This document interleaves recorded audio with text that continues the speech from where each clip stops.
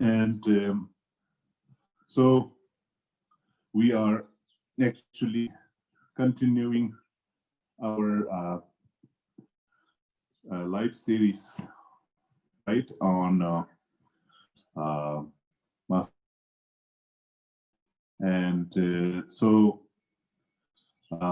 actually today is December 5, right? December 5, and somehow on December 10th,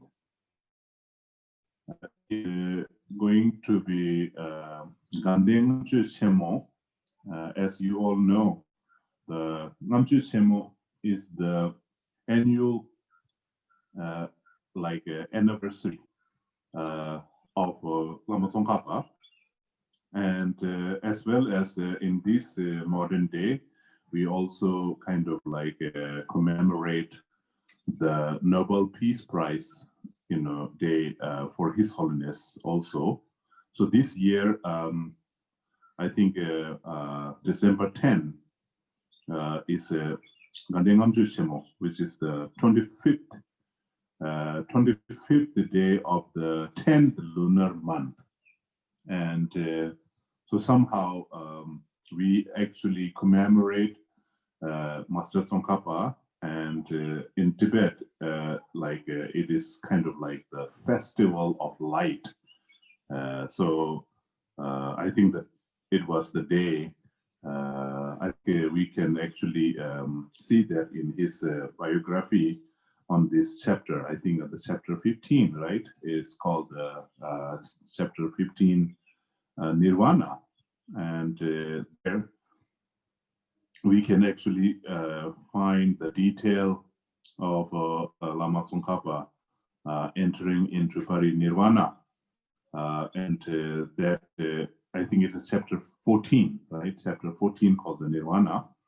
And so it was, I think, 1419, I think 1419. So the date actually during that time is where it was. It is 1419, November 11. So the November 11 of 1419 year, I think Lama Tsongkhapa actually entered into Parinirvana, and so it's kind of like Tibetan actually follows the lunar calendar, right? So a lunar calendar is like a 10th month of the lunar month, and then a day, 25th day of the lunar month, which is on that morning, I think Master Tsongkhapa actually entered into Parinirvana. And so that day, like Tibetan, all over the Tibetan, they actually lit the lamp. So they put the lamp on their roof and their window, and then just kind of like it is like the festival of light. So somehow it's to remember Master Tsongkhapa. So it's kind of considered as a kind of all over the Tibet, not only in Tibet. I think also in neighboring countries like Nepal, China, Mongolia, they actually celebrate this Gandeng Ngamchu Chemo. So today is our actually December 5, so December 10th is going to be. So anyway, so we will kind of in our home also, like every year, we actually put a lot of candlelight, and then we make the butter lamp, the hundreds of butter lamp inside our prayer room, and then kind of like we will put a light, like a Christmas light. So it is also kind of interesting that actually December is the month of Christmas. So there is some kind of connection. So some kind of connection, like I think everywhere, like celebrating the festival of light. And I think even in Indian tradition also they have like Diwali, right? So Diwali is like the festival of light. So somehow maybe they are kind of a little bit coming nearby. And so this kind of like today maybe not in that chapter, but it will be interesting to actually go into this parinirvana, see how actually he entered into nirvana, and then we can actually know the little bit of what you call the how he entered into parinirvana, and then how in everywhere we celebrate what do you call Gandengamju, right? So anyway, I think this chapter, we are on this chapter, right? Chapter, actually we are in chapter 12, the Yogi of Glorious Guya Samaja, and then Yogi of Sambhara Tantra. So today we might finish the chapter 12, and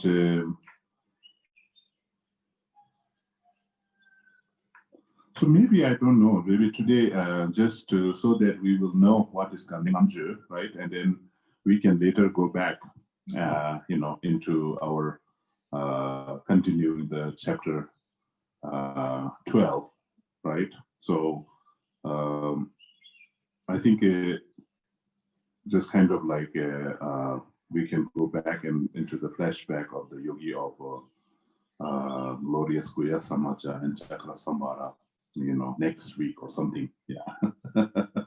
Or maybe we can just continue our book. I don't know which will be good, better. So do you want to go into the chapter 14 and see, read a little bit on Lama Tsongkhapa's entering into parinirvana?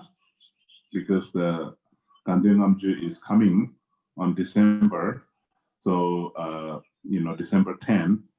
So we will actually know how to celebrate a little bit, right? Okay. Yes.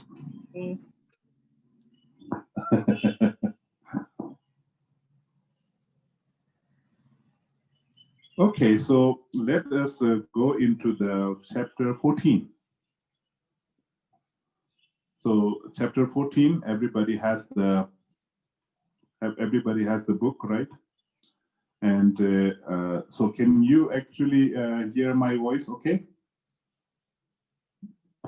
Okay. All right.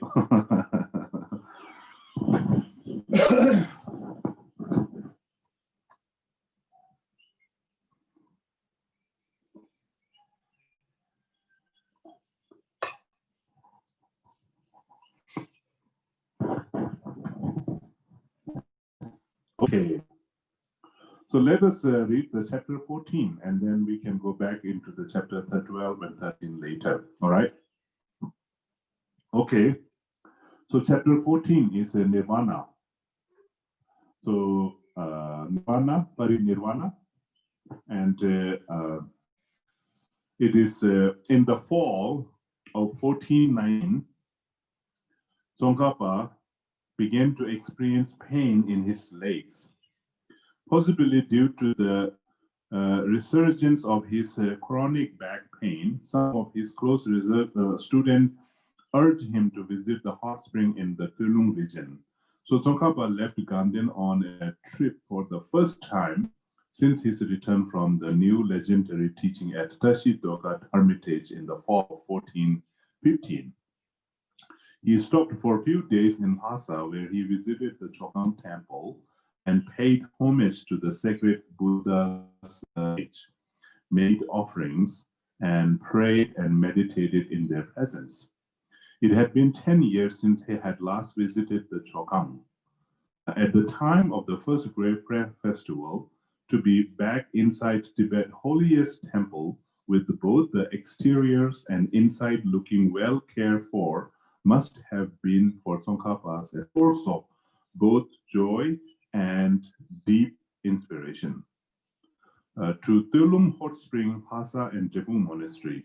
From Lhasa, he left for the Tulung Hot Spring, today known as the Yangbachen Hot Spring, which lies about 54 miles northwest of Lhasa. Once at the site, apart from dipping his feet into the springs, Tsongkhapa showed little interest in seeking any serious or prolonged therapy. Instead, he attended to the request of the many devotees, both monastics and lay, who had come to see and receive teaching. Tsongkhapa gave numerous public discourses, conducted blessing ceremonies, and accepted the various offering people made to him. From the hot spring, he went to Drepung, the monastery his student Jamyang Chökyi had founded, 1460 at the foot of Mount Yepel, around 5 miles west of Lhasa. Drepung literally means a heap of rice. I don't know. It is literally it means heap of rice. So there must be some great significance in this name. So is the Tibetan translation of the Sanskrit Danya Kataka, a sacred site in southern India, identified with modern-day Amravati in Andhra Pradesh. So this in Tibetan, this Pandyen Jebung is actually this place in Amravati. Still, this day you can actually see there is one stupa there, and that is actually the place where Buddha actually taught the Kalachakra Tantra in Amravati in Andhra Pradesh. So that place is considered to be kind of like the name like Jepung, Pandyen Jepung. So I think maybe our Jepung monastery name originated from that. So that is kind of like in Sanskrit, it's called Adanya Kataka. So it is the heap of rice. So anyway, kind of like that is the Jepung, name. So that is associated with the origin myth of the Kalachakra Tantra. Probably because of his leg pain, Tsongkhapa was carried to the monastery on a palanquin, and he was formally received by hundreds of monks lining the two sides of the road leading to the monastery's main prayer hall. Jamyang Chökyi was eager to receive his master and profoundly grateful to have his new monastery blessed by Tsongkhapa's visit. As Tsongkhapa approached Drepung, a brilliant rainbow appeared right over the master's palanquin, which everyone saw as a sign of great auspiciousness. Over 2,000 monks had gathered at Drepung for the occasion of Tsongkhapa's visit.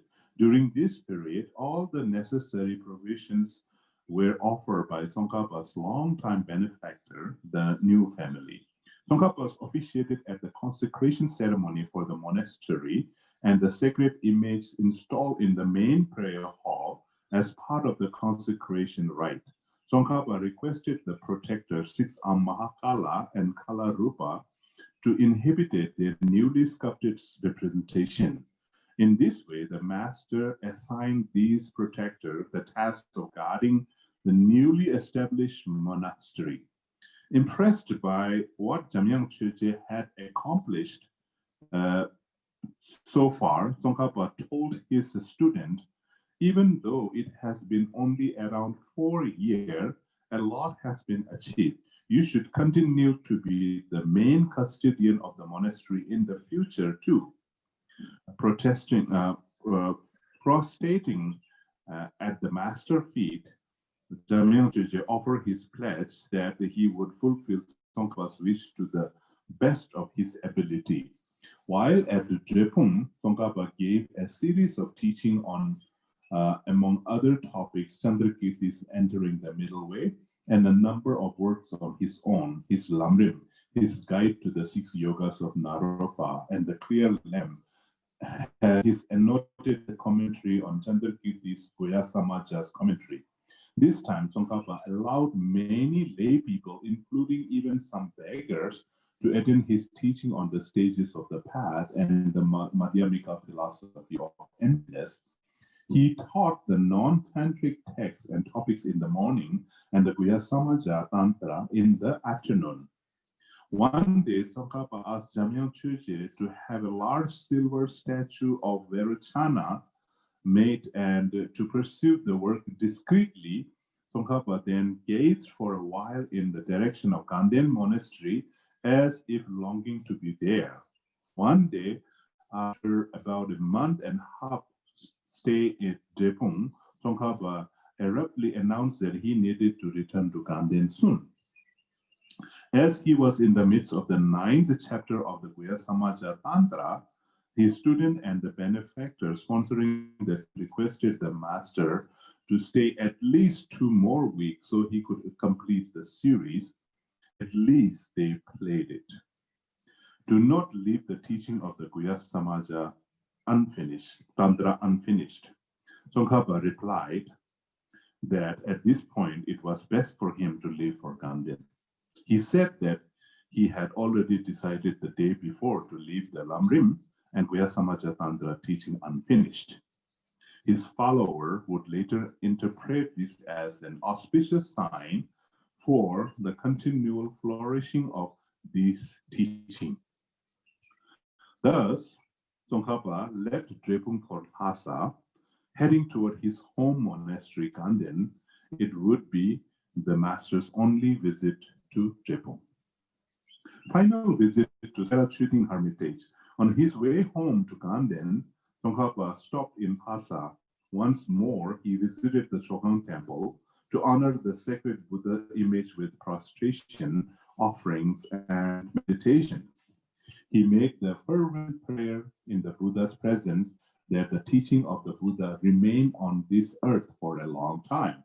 Then, at the request of his student Jamgon Chögyé, Tsongkhapa paid a short visit to Serachuting Hermitage.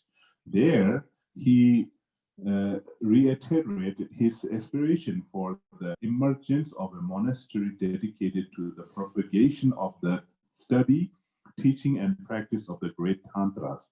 The master then shared this wish with some of his other senior disciples and spoke of the need to establish a community whose member would live strictly according to the Vinaya discipline, but would be dedicated to the study, teaching, and practice of Guhya Samaja and Chakrasambhara Tantra. One day, at a gathering of many of his closest disciples, Tsongkhapa hoisted in his right hand a copy of the volume of his annotated commentary on the Guhya Samaja root Tantra and asked, who will volunteer to be the custodian of this lineage of exposition of the stainless tantric teaching, which is the authentic scripture of Vajradhara? Hearing no response, he repeated the question a second time, but still no one came forward. When the master asked the question a third time, Sherab Singhi stood up, protest. My tongue twisting.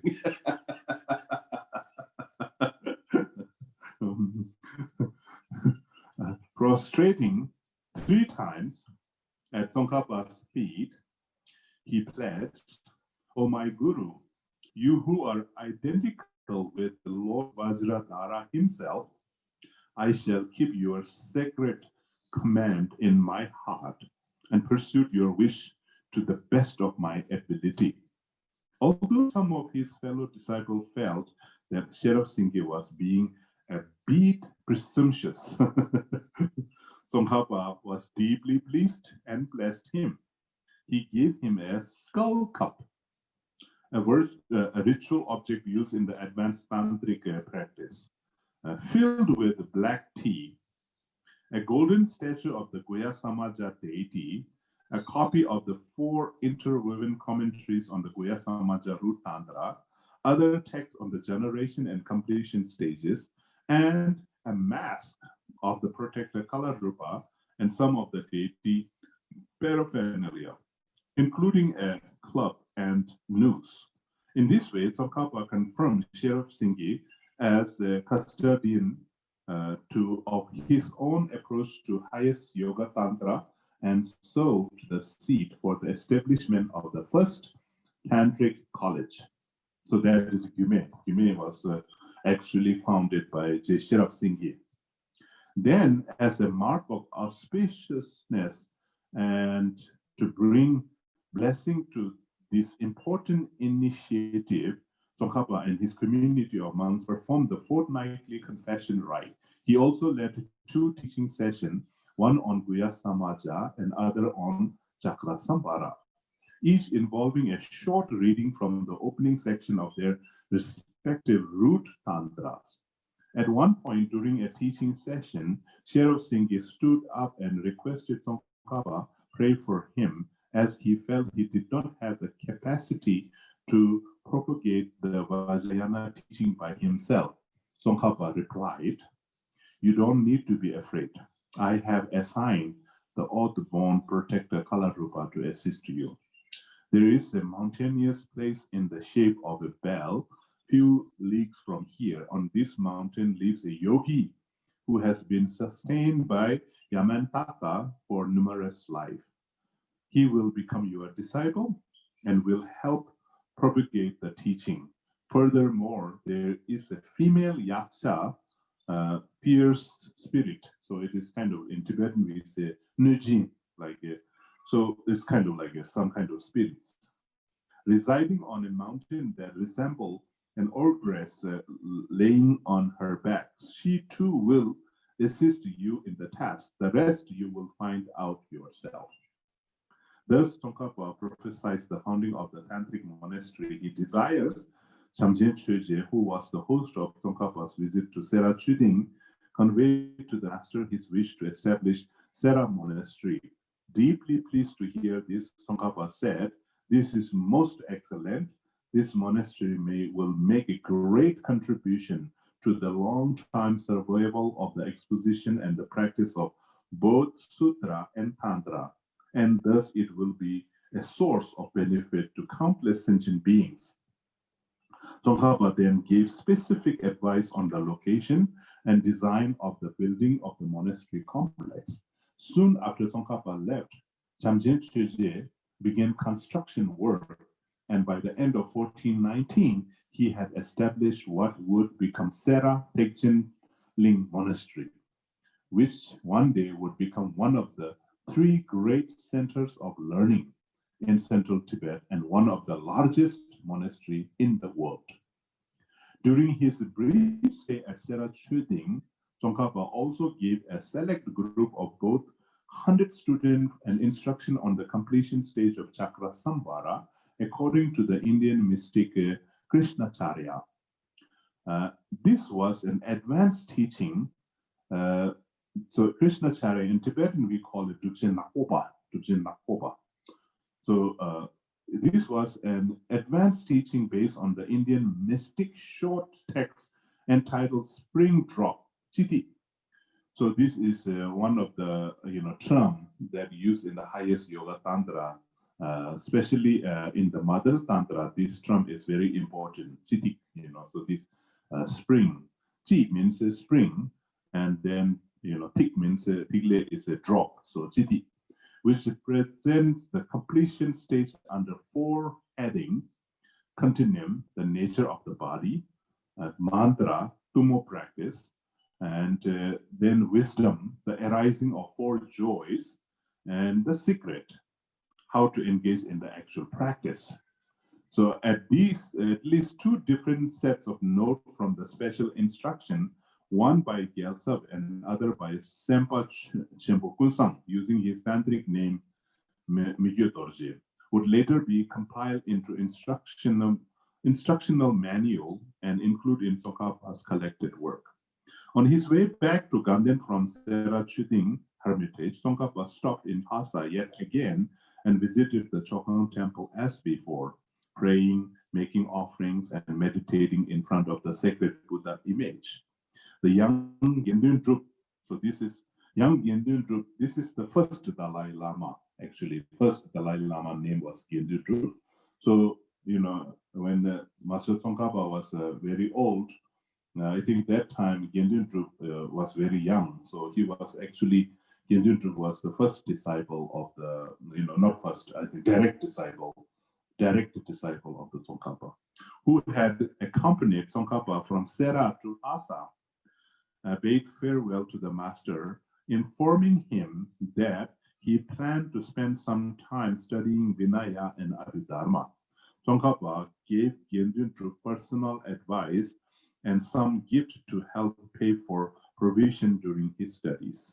After leaving Lhasa, Tsongkhapa stopped at Dechense, where the master instructed the Dzongkun, lord of the Tragarzong, and his wife to establish a monastery there dedicated to the study, teaching, and practice of Guya Samaja. He also made significant contribution towards the establishment of such a monastery from the various offerings he had received during this trip. For his part, Dzongkun pledged to help sponsor the establishment of such a monastery as Tsongkhapa instructed, saying he might never have the chance to perform such a rite again. Tsongkhapa supervised and elaborate consecration ritual at the site. He also gave the future monastery a name. Sangha Khat means a tantric, like a tantra fort. The master then left for Chaga, stopping en route at Trushi Monastery, which is located in the Taksetsong region.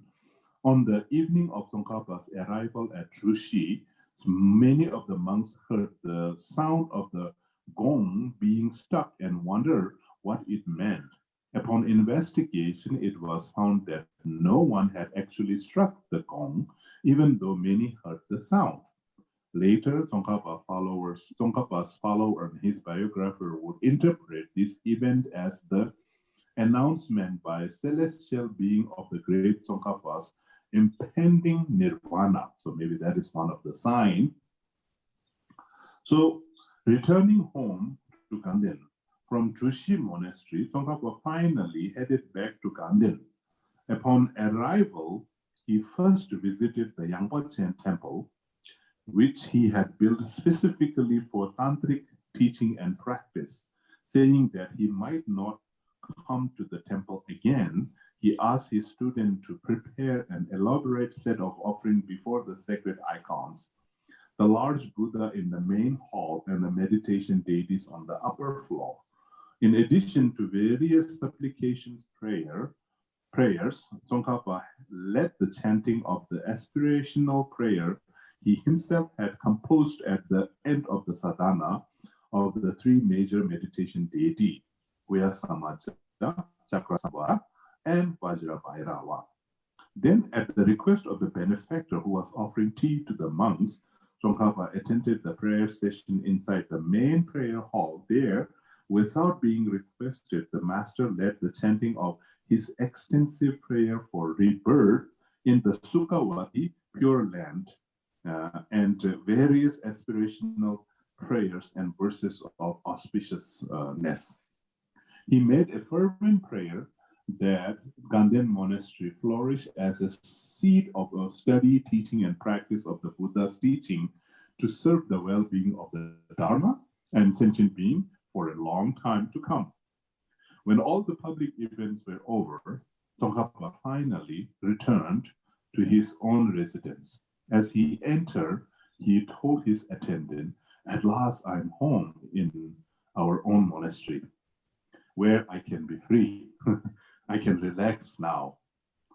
Around midnight of the same day, 21st day of the 10th month, November 8, 1419, Tsongkhapa began to feel unwell.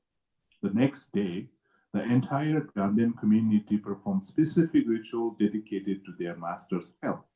For 2 days, while the monks were performing the ritual, Tsongkhapa said that apart from some pain in certain part of his body, what he was going through was not unbearable. Mostly, he felt tired and lacking in appetite. On the second night of his illness, Tsongkhapa told to Sherpa Rinchen Gyaltse that he and Gyaltsab needed to ensure the well-being of the Ganden monastery. The next day, Tsongkhapa's senior disciple came to see their master. It turns out that Tsongkhapa had already spoken with Gyaltsab at some length before his departure for the Tulung hot spring, sharing his thought and aspiration with Gyaltsab on how best to look after the well-being of Ganden community and serve the Buddha Dharma. Now, at this gathering of his closest disciple, Tsongkhapa grabbed his yellow Pandita hat by the tip and threw it into Gyaltsab's lap. So he also gave his outer ceremonial gown to Gyaltsab and anointed him his successor. So that is Gyaltsab, how he became the successor. Then turning to the rest of the group, including the Rinchen Gyaltsen, he said, please understand the point I'm making here. And everyone should always practice bodhicitta, he continued. For those future students who might be saddened by not having met me in person, I would say this. Read the two syntheses I have written. One on Sutra, that is Lamrim, and the other on Tantra, and that is the Narim. If you do so, this will be no difference from having met me in person. In these texts, I have condensed the essence of all 84,000 teachings of the Buddha and explained them in an integrated way. So even if you had met me in person, I would have had nothing more to say beyond what is found in these works. So that is a great advice. Somehow we should treat these two syntheses that is written by Master Tsongkhapa as he's present. His presence is with us. So that is why I think in Tibetan, like especially who we are followers of the Master Tsongkhapa, we kind of treasure this Lamrim and the Narim as the two main sort of thing that we carry actually with us. And as we know that when His Holiness the Dalai Lama was living, his palace Potala, right? Then during the Chinese invasion, right? He secretly actually, when he was leaving his residence, that time, one thing that he wanted to really carry was his text, Lamrim text. So, so that is kind of one of the examples. So anyway, we should kind of when we read the Lamrim and Narim, we should read it as okay, so this is Master Tsongkhapa speaking to me directly. So he actually says, even if I am in person, even if I met you in person, I have nothing more, saying than what I already said in the Lamrim and Narim, like that, right? So then entering the peace of Nirvana. Throughout his final illness, Tsongkhapa maintained his daily routine of meditation practice, rising early in the morning, engaging in sadhana practice, performing self-empowerment rites, and most important, remaining absorbed in silent meditative states. On the evening of the 24th day of the 10th month, November 11, 1419, Tsongkhapa performed the self-empowerment rites of the 13 deity Vajra Bhairava Mandala. So that is the Yamantaka, 13 deity, followed by an elaborate offering rites of Chakra Sambhara. He then asked for a skull cup filled with clarified water and performed an extensive inner offering ritual, concluding it with a gesture of tasting it 16 times twice.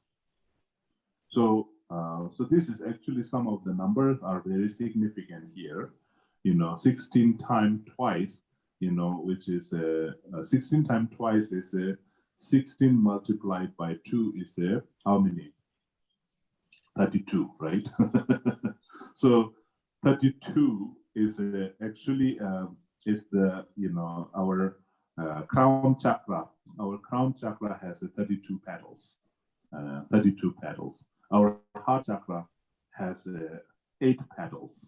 So our throat chakra has 16 petals, and then our navel chakra has 64, right? 32 kind of multiplied by 2 is 64.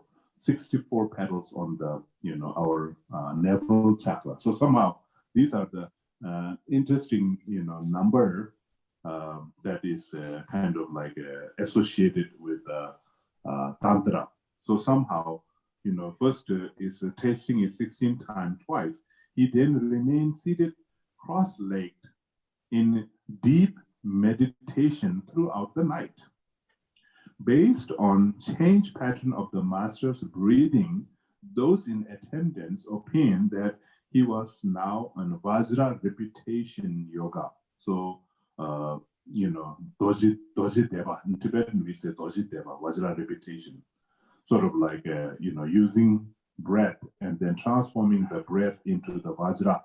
That is one of the tantric practice, which give rise to the entry, abiding, and absorption of the winds in the central channel. So it is like the, this is Vajra, Dojit Deva is like when, the tantric practitioner, when they do this practice, what they are doing is they will put the, all the wind, first let it enter into the central channel, and then like after entering into the central channel, then it will abide into the central channel, and then finally absorb into the central channel. When it absorbs, all the wind absorbed into the central channel, then the sign of the like the 8th sign, the like a sign of the mirage, smoke, like mirage like, smoke and then sparkle, and then like the lamp,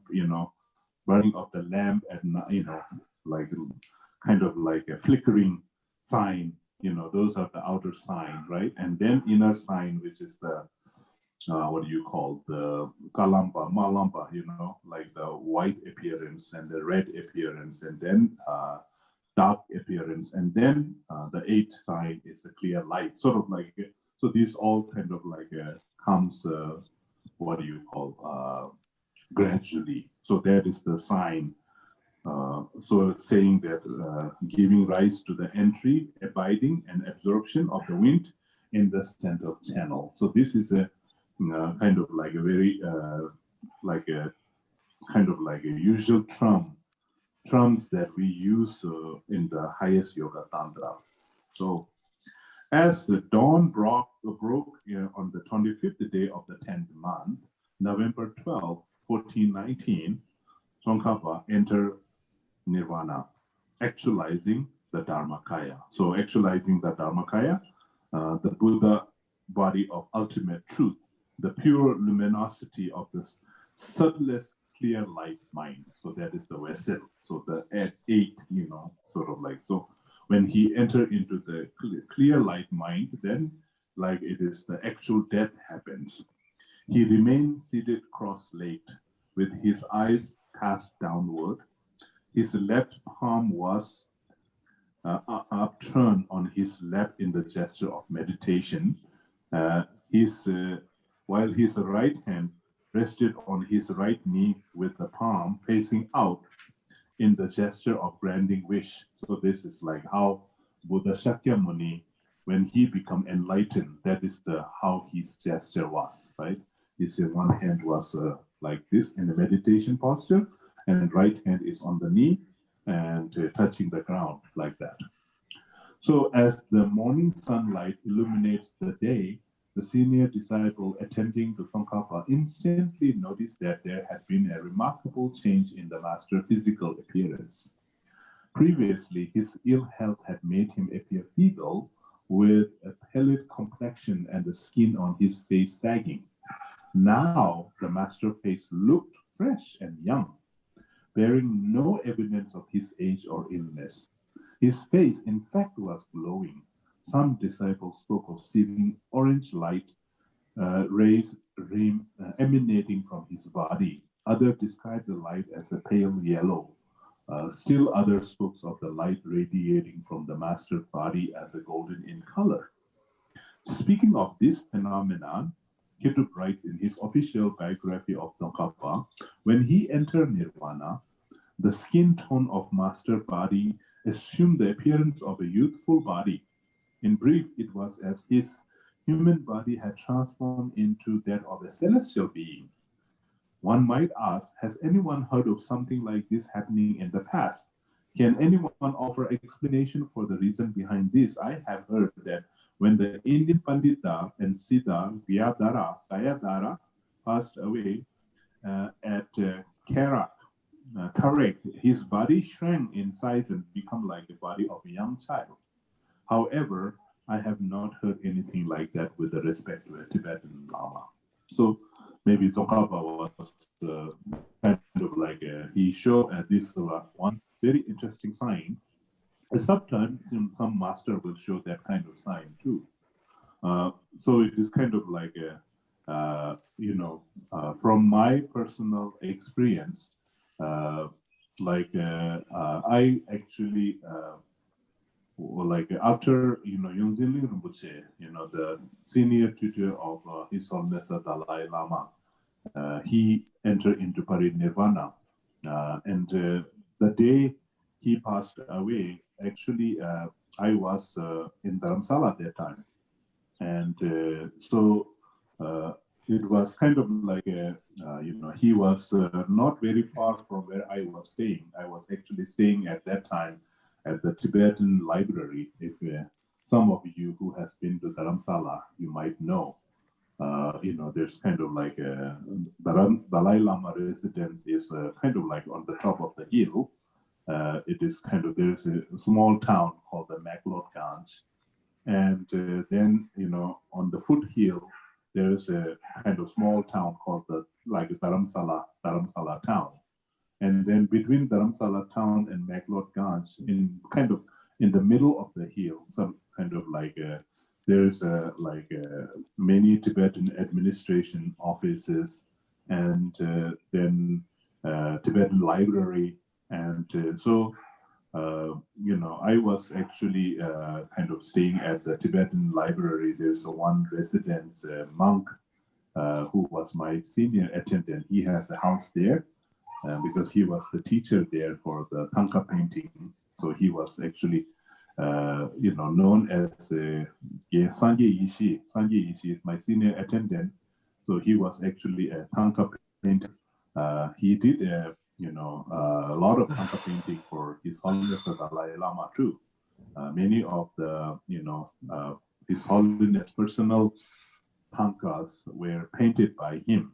And then later, His Holiness the Dalai Lama actually told him that, he should teach the younger generation this very special art form of like a painting Thangka. And so the Tibetan library actually made one kind of painting school. So he was actually teacher there, and I was actually, so in my recognition, actually this, monk, this Thangka painter, Sangye Yishi, his name is Sangye Yishi, and he played a very important role in my kind of like reincarnation recognition. because he was kind of like acting as a delegate member who was kind of like communicating directly with His Holiness the Dalai Lama about where, the reincarnation of my kind of previous one. Actually, like many of you already know that, my previous incarnation, who was kind of arrested by the communist Chinese during the Cultural Revolution. And he was actually arrested as a political prisoner, and then they put him into prison in kind of like somewhere like a border of Tibet and China. Like there's one kind of very kind of terrifying place called the Ranga. Ranga is kind of, they put many Tibetan Lama there. So my previous one was arrested as a political prisoner. Actually, the story goes that, first when the Chinese army came to my monastery, they offered him some position. Then I think he denied, he rejected the offer. So somehow the offering was maybe first they actually kind of say, kind of bribe, right? It's like a, kind of like a bribing with the position. So they say, okay, we will give you this position and you have to tell all the people like what we want to tell. So I think he doesn't want to kind of, kind of like, tell people lie. So he didn't accept their position. So then later, because he didn't accept, then they actually torture him and then, consider him as a political kind of like, what do you call, kind of like having some political propaganda or something, right? So that is how he was arrested. And that time, actually, my previous one was only, he was, what I heard was he was maybe his late 20s, so not too old. And then he actually was taken into prison and remained in prison for 4 years. And then after remaining in prison for 4 years, then he passed away, I think, somehow. Anyway, this his passing away was not known, but then, somehow he passed away in 1960s, maybe early 60s or, mid 60s. So nobody actually knows exactly what year. So anyway, in, like late 70s or 80s, when there was some communication sort of like a door open between the, Tibetan people living in Tibet and, exile in India. So they came to know that, my previous one was already passed away. And so there was no delegation member who can actually directly communicate with His Holiness. And so this master, my Thangka painter, who lives in the library, Tibetan library in Dharamsala, actually, at that time, he was, I think he was staying in Dalai Lama residence. So one day, actually, when he had a kind of time to talk to His Holiness in leisure, and then His Holiness actually asked him, in your monastery in Eastern Tibet, so who is the, founder and all this kind of, His Holiness starting to kind of casually ask him. And then, he got a chance to say that, yes, we have a monastery. Actually, our master was, like the main disciple of the fifth Dalai Lama, his first one. And, but somehow, unfortunately, our master already passed away. But so it's been like maybe long time. So because in early 60s, he passed away, right? So then they are talking about, him like in the 80s, early 80s. So kind of like he said, we don't know, if we can find his reincarnation. And I think His Holiness immediately said to him that you should, and I will help you to find his reincarnation. So that is how actually my existence came.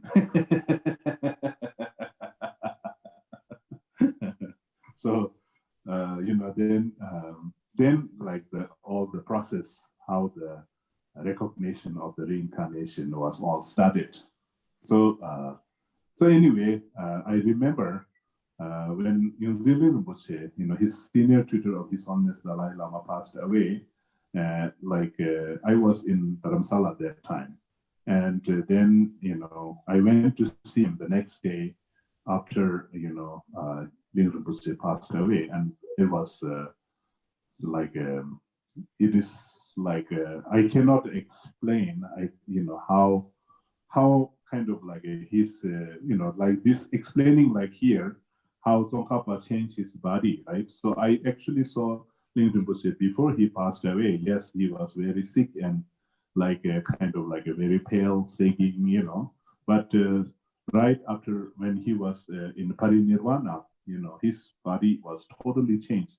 Looks like a very shining, very youthful.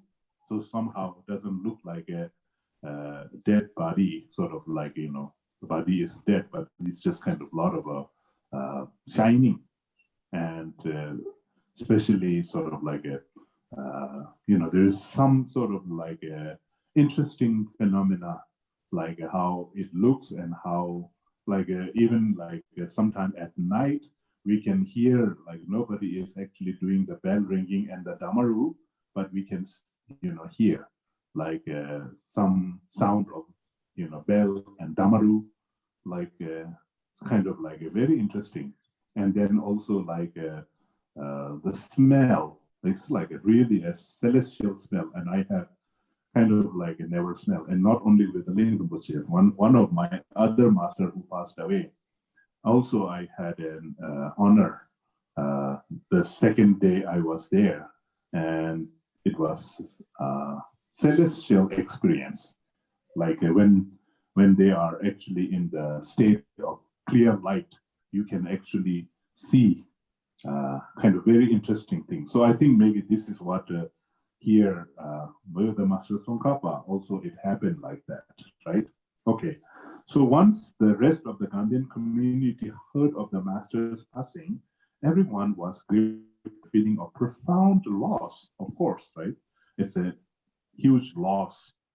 While emissaries were sent to make offering before the sacred Buddha image at the Chang temple in Lhasa, as well as to the monks of nearby monasteries, some of Tsongkhapa's close students who were not at Ganden at the time, Khitu, who was in Tsang at his Changra monastery, Sherov Singhi was at Narthang, and Chamyang Khache, a senior teacher at Selkongda monastery, rushed back to Ganden to join in the ceremony honoring their great masters. On the 15th day of the 11th Tibetan month, in the third week following Tsongkhapa's Nirvana, Jamyang Khache was participating in the fortnightly confession ceremony at Ganden. He felt a powerful surge of the pain of his own loss. He missed Tsongkhapa's calm and reassuring presence, his warm and soothing voice, and his love and kindness toward his students. Missing his master so deeply, that afternoon, Jamyang Khache composed what became a celebrated eulogy of Tsongkhapa's, later known as 80 Tsongkhapa, Tsongkha Gyaju. So this is like a very interesting kind of like Tsongkha Gyaju is like a, so there is a 80 kind of like sets of Tsongkhapa's life story. Tsongkha Gyaju, that is like mainly we actually made it in Thangka, Tsongkha Gyaju.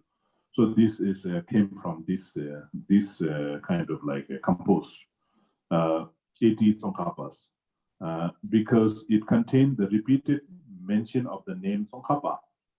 The poem is divided into three parts. The first part is a long eulogy reviewing Tsongkhapa's entire life, and the second is an alphabetical poem, and the third is a seven-limb worship. Here is the alphabetical poem.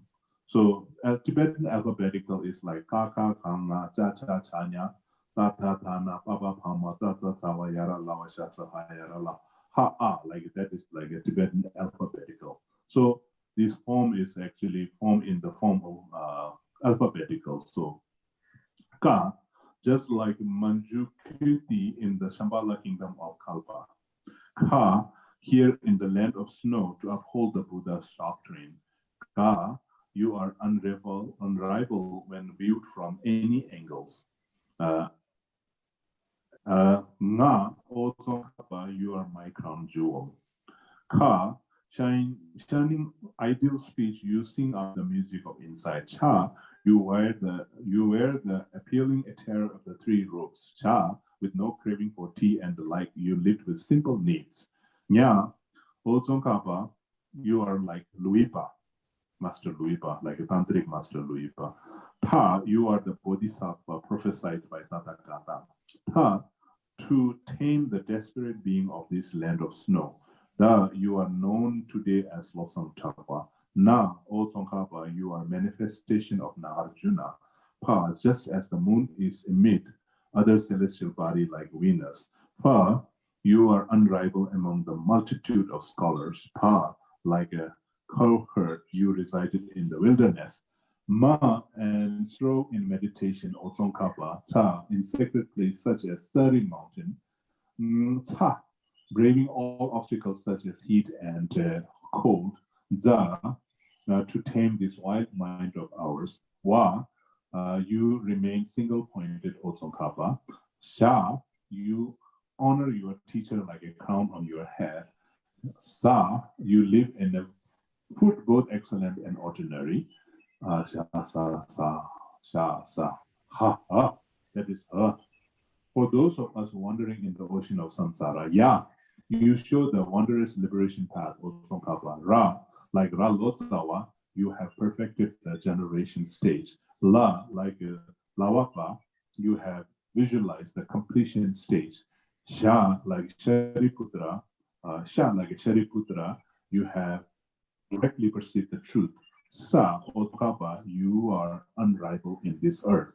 Ha, as I pray to you with a fervent admiration. Ah, O Tsongkhapa, you who have realized the unborn truth, the meaning of Ah. So your body hoists the victorious banner of monastic growth. Your speech proclaimed the 84,000 gifts of Dharma. Your mind never swayed from the expense of ultimate reality. I praise you, O Dharma King, Buddha Tsongkhapa. To you, my glorious Guru, the Buddha's regent, I prostrate once again at your feet and make offering both actual and imagined. I declare each instance of my past negative karma, and I rejoice in all the good deeds I have performed. I request you to turn the Dharma wheel for the countless being. Wherever you reside, pray, do not enter Nirvana. I dedicate the merit of this effort towards great awakening on the 15th day of the month in the third week after Supreme Savior Dharma Lord departure to other realms. As the monk were in the fortnightly confession rite, I repeatedly missed my Guru, who had sustained me so much through the wealth of his sublime teaching. Because of this, and at the urging of other upholder of the three baskets wishing to join in the prayers, the eulogy was composed at the victorious Ganden, a site filled with many who strive in study and practice, by a monk from the borderland, a clear-minded hermit called Jamyang Kache Tube Punsiari. Alas, the being of this degenerate era embrace their own fault as if they were virtue, and they shun other virtue as if they were false. So it might not be appropriate to say what I have said here. Nonetheless, if fortunate people who seek liberation supplicate constantly with faith and devotion, their Guru, who is the embodiment of all Buddha, all wished for attainment will be realized, no doubt. Why? As it has been stated in numerous sutras and tantra, compared to honoring all Buddhas of the 10 directions, honoring a sublime and qualified Guru occurs. a far greater source of merit. Should there be any flaws in this writing of mine, I ask the gurus, meditation deities, and protector, as well as all unbiased learned scholars, for their forgiveness and corrective help. Through the merit created by my effort here, may I sustain through all my lives by Guru Vajradhara. And by pursuing all my Guru's instruction, may I quickly attain the state of complete Buddhahood. So that is so this master wrote it like that. In the days after Tsongkhapa's passing, monks from nearby monastery, as well as many lay devotees, including ruling member of the Phakru dynasty, who had been Tsongkhapa's principal benefactor, began converging at Ganden Monastery to pay their respect to the great teacher. In honor of their master, the monks at Ganden engaged in a series of rituals and prayers and chanted various texts, including most notably Tsongkhapa's own hermetic text, The Essence of the True Eloquence. The curtain on all the three-dimensional mandalas of the great meditation deities, Guya Samaja, Chakrasambhara, Vajra Bhairava, Vajra Dhatu, and Vairotsana Abhisama Sambodhi, were opened as monks performed their self-empowerment rites. The main prayer hall, the various halls at the Yangpa temple, and of course Tsongkhapa's own residence were all lit with butter lamps. At night, thousands of butter lamps burning on the windowsill of various temples and of individual monks' cells turned all of Ganden Monastery into what seemed like a mirror reflecting the stars that filled the night sky. Tsongkhapa appeared to have remained in Thupten, the clear light meditative state, for 13 days. Throughout this period, it is said the azure sky above Ganden remained absolutely spotless without even a speck of cloud. A sense of stillness pervaded the atmosphere, with only an occasional gentle breeze brushing across the mountain slopes. It was as if even the air were holding its breath out of deference. On several days, rainbow could be seen in different parts of the Ganden monastery and in the valley below. Speaking of this, Tsongkhapa, a long-time attendant Legpa Sangpo, writes, for 13 days, the whole sky remained devoid of any cloud or other obstructions. All form of blustery winds ceased, and the sunlight had very special characters. The significance of this is that the master, through his mastery of unique meditative state of bliss and emptiness, was sending a signal or offering a proof. From this, I understand that the monastery will grow and flourish throughout the 13 successive abodes. One of the main rituals in honor of Tsongkhapas connected with the meditation deities were completed. The senior member of Ganden Monastery, led by Dinzin Thapa Gyaltsen, formally requested Gyaltsab to ascend the Tsongkhapa's Ganden throne in accordance with the wish of their late master. Gyaltsab was thus enthroned as the regent of the second Buddha and as the Lord of the great kingdom of Buddha Dharma. And this ceremony, Kituk, who had been a student of Gyaltsab as well, chanted aloud a tribute to the new abbot that he had composed for the occasion, which begins with the following. You who are empowered to ascend the fearless lion throne by Tsongkhapa, the progenitor of glorious enlightened quality, O Dharma Master, regent of the second Buddha, may you, the second Maitreya, remain victorious. In his new role as the head of the Ganden Monastery, Gyaltsab began taking charge by first completing the important project Tsongkhapa had begun. These include, in particular, the sculpting of the Vairotsana statue, which the master had instructed to be handed and to be made when he was at Drepung. Also, when Tsongkhapa finally came out of the clear light state, Gyaltsab led the discussion on whether to cremate the master's body or embalm it. The disciple chose the second option. They then began construction of the stupa to contain the master embalmed body. The stupa was made of pure silver and studded with various precious stones as well as turquoise and coral. The body was placed inside the bulbous ways of the stupa facing to the east. Thanks to large donation from ruling new family and offerings sent from various parts of the country, Gyaltsen was able to supervise the construction of a new hall to house the master's stupa. He also commissioned the sculpting of a large golden Buddha around 2 feet taller than the sacred Buddha image inside the Chokham temple. By the end of the Iron Bird year 1420, all the work was completed and the stupa containing the master's embalmed body was installed inside the new temple. On the day of the official consecration of the temple and the installation of the stupas, a brilliant rainbow appeared in the sky above Ganden Monastery. As the first anniversary of the master's Nirvana approached, the monks at Ganden engaged in multi-day ritual, performing the sadhana and self-empowerment ceremony of Guya Samaja, Chakra Sambara, Vajra Bhairava, He Vajra, Kala Chakra, Vajravani, Mahachakra, Amitayus, and Varuchana. These series of prayers and ritual culminated on the 25th day of the 10th month, the first anniversary of Tsongkhapa's Nirvana.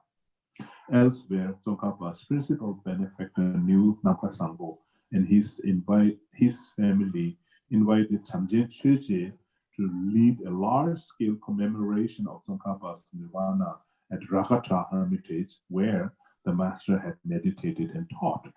Since that first anniversary, this commemoration of the Tsongkhapa's Nirvana has come to be known as Ganden Manchu Chemo, the Great Ganden celebration of the 25th,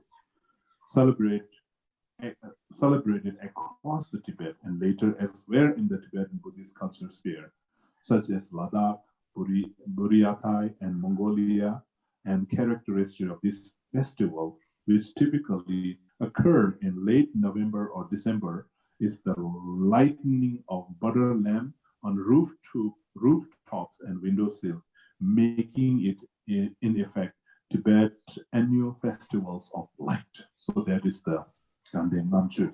So after that, every year, so last year in Ganden, they commemorate the 600th anniversary. I think 600 years anniversary was kind of commemorate, and I think for the dedication of that, I think this text was composed by Thupten Jinpa, the translator, I think. So somehow, so Ganden Manchu is coming, and so this will be 601, anniversary of Tsongkhapa on December 10th. So kind of like it, because today is December 5, so before our teaching next week, I think it will be December 10. So on that day, you can personally, just commemorate and remember Master Tsongkhapa, his life, and especially, how he actually said things like that, right? All right. Okay, so I think I see some chatting here. Margie is saying something here. Just curious. Can't they tell when your previous self passed generally by his life birthday? On other words, I have been wondering about us having a deal with the linear time here in samsara, but when we pass into the partho, does time as we know it still exists in the same linear time reference as we have? Or is there a different passage of time in line reference? Or is there no time at all in the partho, meaning our subsequent birth may happen at any point in a samsara timeline, way later or even before our previous life? I think partho time, sort of like so partho is a kind of like a very interesting phenomena. It's just kind of like when we actually, when a person actually goes into like a state of death, right? So right after the death, then the pardo is like an intermediate state, kind of like from one life to another. So to actually goes from one life to another, there is the sort of like some sort of like intermediate. So par means something in between, sort of between. So this kind of like time, how long can one stay in the pardo? And so this is kind of like in the many texts, there are many different versions of interpretation. And I think it's kind of like the time is just a conception, right? So generally, it says that Pardo's lifespan is only 1 week. Actually, like 1 week, they will kind of remain as a Pardo. So that is also, they don't have to stay for 1 week. After they enter into Pardo, the next moment, if they find their kind of like a rebirth place, they will actually go for, for some people, Pardo will be only a moment. Some people, maybe Pardo will be for hours, maybe some for it will be days, but the maximum they will remain in Pardo is, and their lifespan somehow is 1 week, 7 days. So then what happens after, if they don't find a place to be rebirthed after 7 days, then this Pardo actually will die. Again, in the Pardo, there will be another kind of small death happens to the Pardo. And then, that Pardo will, and I think, emerge into another new body. So that will be like if they didn't find a place to be born within 1 week, then they will go on to next second week. So this will kind of keep going. Even if they don't find it the second week, then it will go to third week. If they don't find in third week, they will go to fourth week. So it will go on for 7 weeks. So that is why a maximum 7 weeks. So anyway, within 49 days, the Pardo somehow they have to find. So then the question comes here. So it is like what days are we talking here?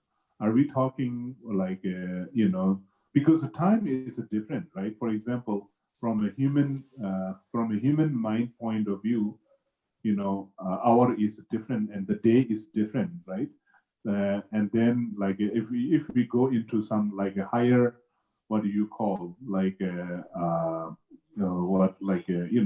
like a celestial, right? Divine celestial timing, like we heard the story about Master Asanga actually going to Tushita to have a teaching from the Maitreya. And so from their Tushita time point of view, it is only like maybe morning session 2 hours. When he actually came down into the earth, it has already been 50 years. See now, from the human point of view, it is 50 years. But then from the Gandhian Tushita time point of view, it is only maybe like one session, like maybe less than 2 hours. So it is less than 2 hours in their RAM, but when it comes to the earth, it is already 50 years. So I think concept of the time is different for different RAM, because I think our existence goes in a different frequency, right? So based on what frequency, what time, that is a very difficult way to explain. So that is why, like, if someone is going to be born to the, like Gandhian, or RAM, then form RAM time will be totally different from the, desire RAM, right? So if their Pardo is maybe, even if it is for like 2 hours of there. So maybe that, so if according to human time, maybe it is more than 50 years, right? So if we count it from a human time point of view, then maybe it is too long. So some people, maybe they can stay in, Parto of different realms, much longer. I don't know. So that is why this time concept is very interesting. I think this is a big question for the Parto. Like how long people remain in Parto. What is their time sort of like so. So anyway, this yeah. So I hope that that answers yours. Curiosity, right? Okay, so then I see Yasu is saying hello, Rinpoche, hello. How do people pick 10, 12 as Tsongkhapa's day? Should it be in November? Yes, I think every year it is not falling into the December 10. This year is a December 10. Last year was a different. Because we are not following the solar calendar, we are actually, Tibetan is following the lunar calendar. It's like a Tibetan Losar. The Tibetan Losar, sometime it falls in the January, sometime it falls in the February, sometime it falls in the, because we are following the lunar calendar. So based on lunar calendar, so there's a lunar calendar, there's a time set, sort of like a, first lunar month, second lunar month, third lunar month, based on the, like the moon cycle. Then, there is a 10th lunar month. On the 10th lunar month, on the 25th day, 25th lunar date, then that is considered to be Ganden Namju Shemo. So somehow this year is December 10 is that day. And next year, it will be different. So it is not always falling into the December 10, right? Okay. So yeah, so if we follow the solar kind of calendar, then it will be, like it should be December, November, right? But we are the Ganden Amshu, the Tibetan Losar, and many of the Tibetan kind of like, what do you call, anniversaries and stuff, we are always following the lunar calendar. So that is why even the Tsok days, like we have a Tsok, like 10th lunar day and the 25th lunar day. So it is not always same day from the, solar calendar, different days, and, like that. Okay, so then I think Margie is saying something. So you think time does still exist in Pardo? Yes, time exists in Pardo. Depending on what RAM. So, different RAM has a different Pardo. So different Pardo will have a different, So, Mundu Sibe Shazu Chen, so that is like the definition of the Pardo.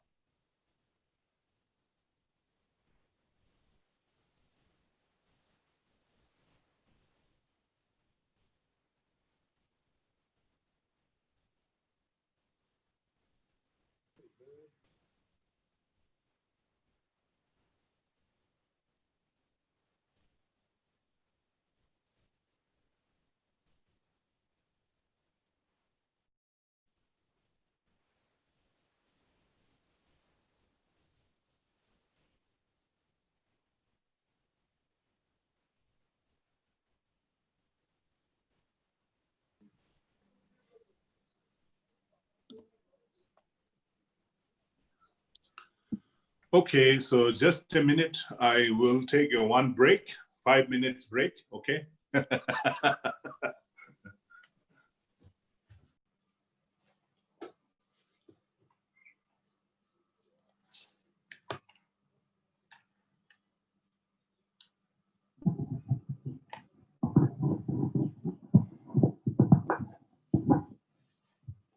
Okay.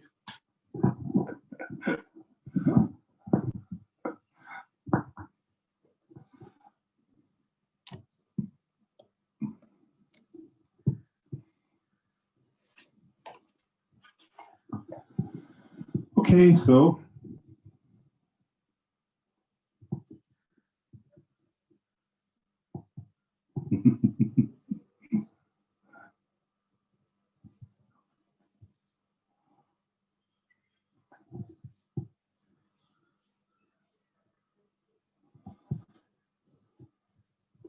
so we are back from the break. Okay, so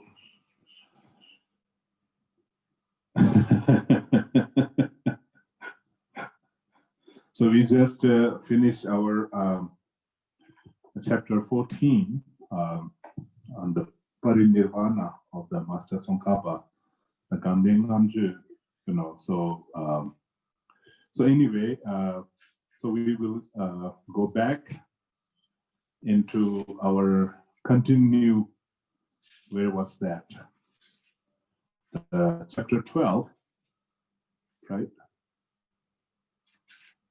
Chapter 12, Yogi of Glorious Guhyasamaja. So Yogi of Glorious Guhyasamaja. So where was that? The new and final pace of writing, is that one?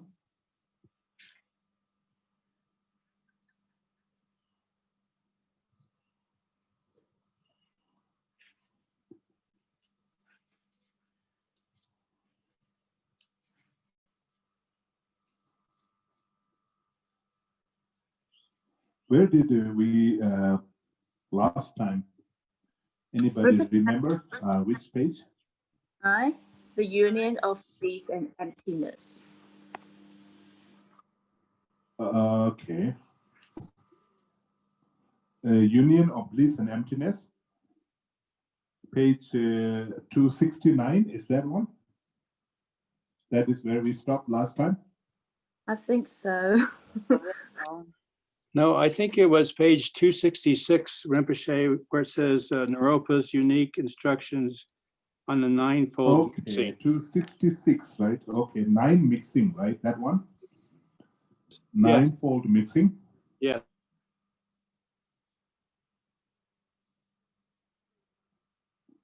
Okay, so I think maybe it should be here in 266.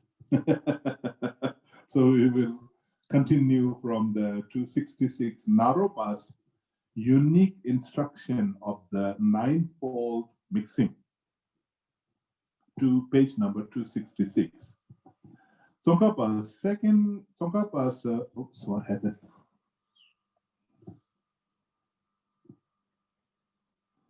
Tsongkhapa's second work on Tantra, a practical guide to the 5 stages in one sitting, is quite different from his Lamb in both structure and style.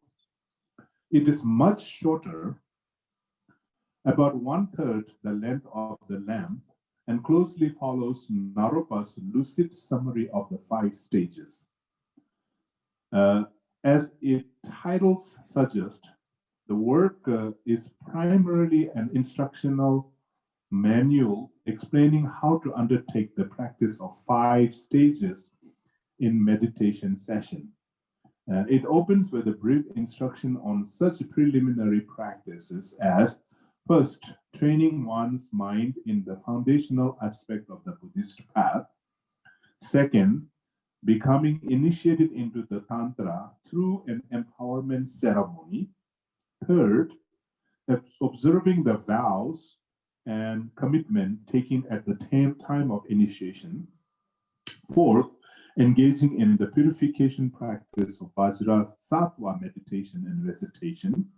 Fifth, invoking the blessing of one's Guru through Guru Yoga meditation.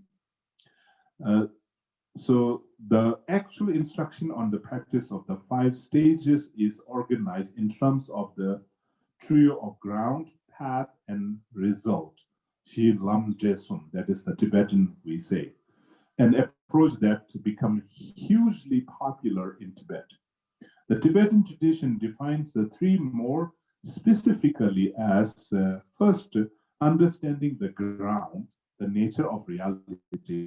Second, how to traverse the stages of the path. Third, how the result came to be actualized.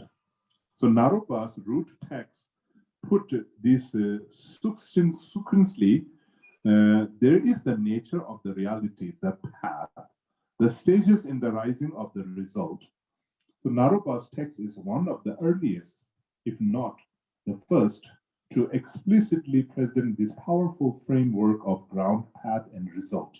Shilam Desun, Though the structure was initially developed in the context of an advanced Vajrayana instruction, Tibetan master often adopted this framework more broadly, using it to present the Buddhist perspective in many contexts. Thus, we find such phrases as the presentation of the ground, the understanding of the true truth. So, shi namsha, when we are understanding the ground, it is called the understanding the true truth as the ground. The path, the union of method and wisdom. So, combining the method and wisdom practice. And the result, the union of the two bodies. Two bodies is a, shuku suku. So it is like the form, physical form body and the mental body, dharmakaya. The framework captures a fundamental insight utilized by the Buddha in teaching on the Four Noble Truths, sufferings, its origin, cessation of suffering, and the path to such a cessation. Namely, that it is through knowledge of reality and transforming one's mind through bringing that knowledge onto the path that one gains freedom from bondage of samsara. Tsongkhapa was so impressed by the succinctness and lucidity of this short text of Naropa's that in addition to using this as a framework for his practical guide to the 5 stages in one sitting, which opened with a summary of Naropa's verses, he later composed word-by-word commentaries on the root text itself.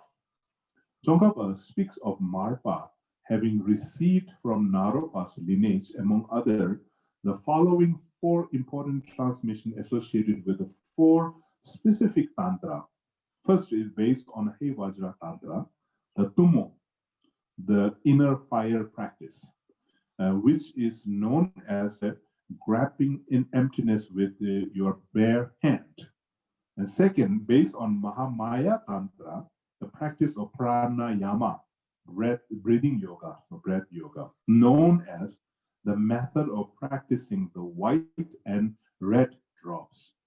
Third, based on the Chaturpita Tantra, the practice of poa, or transference of consciousness into another. And the fourth, based on Vyasamaja Tantra, instruction on completing the 5 stages in one sitting.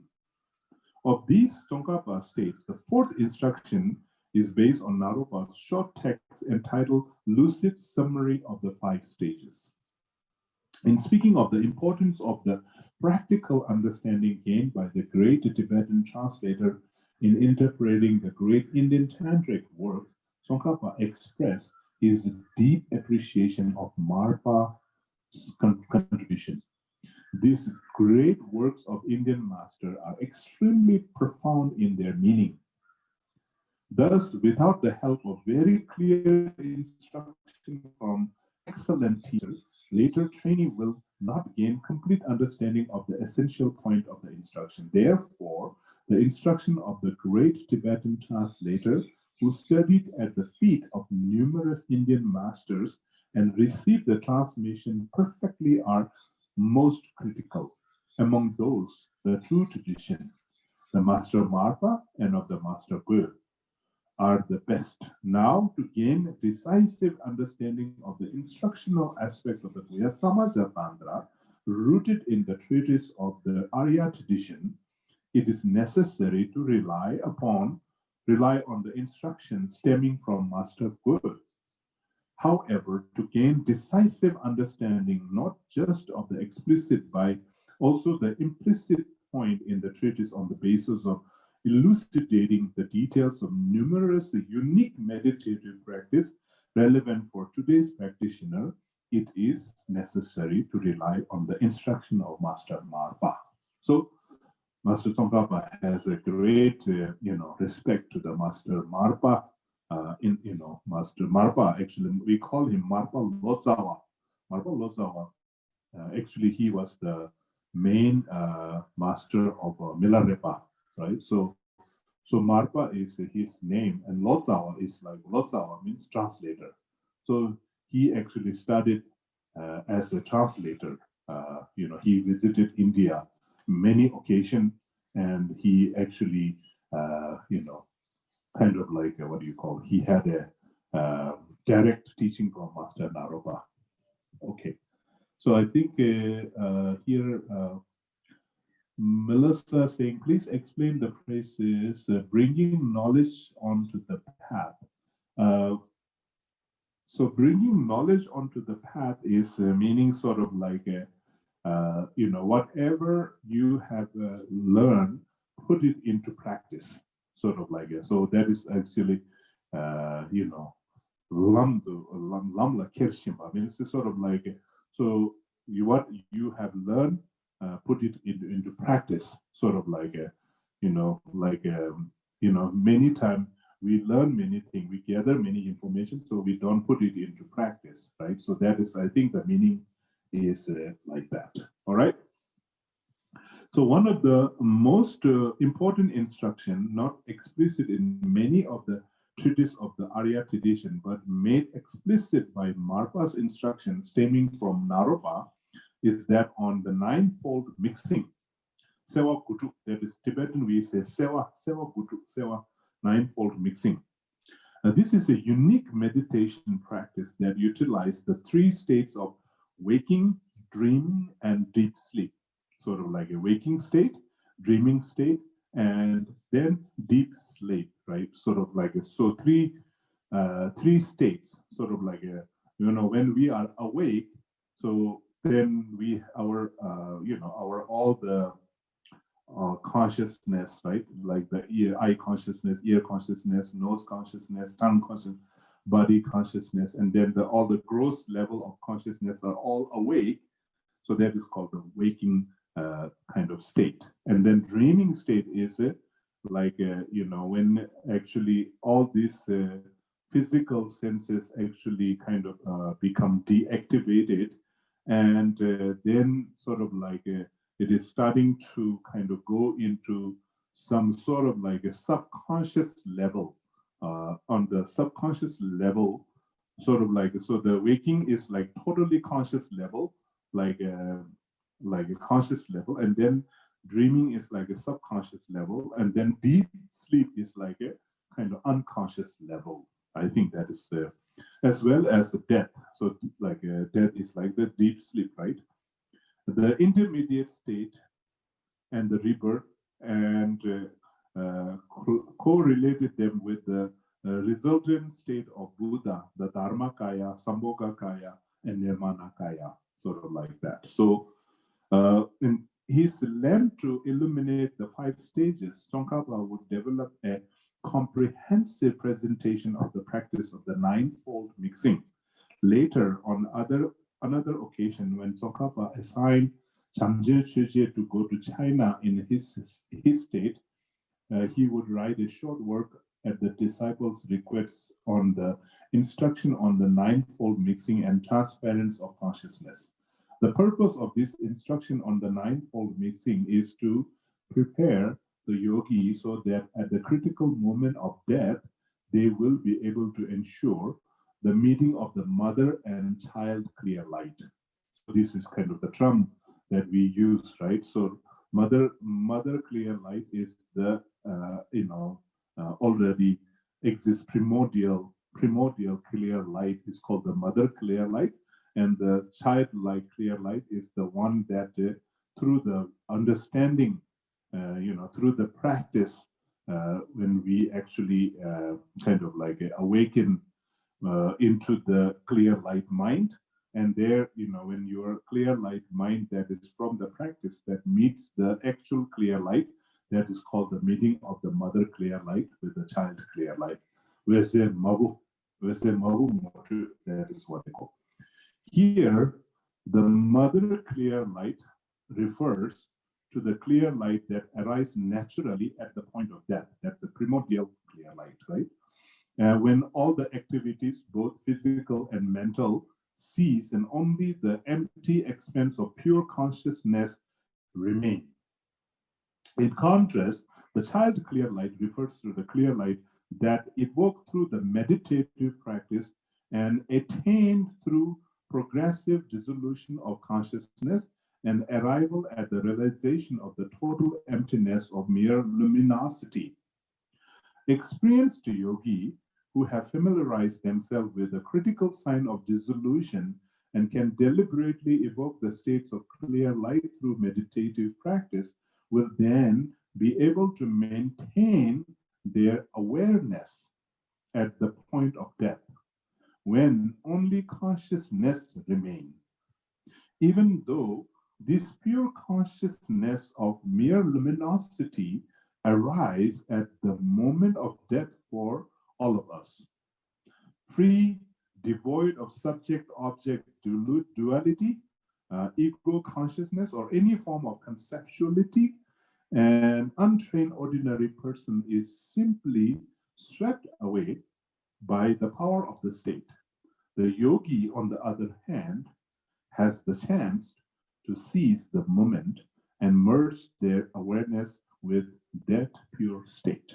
So that is kind of like a nine, mixing somehow like a, waking state, dreaming state, right?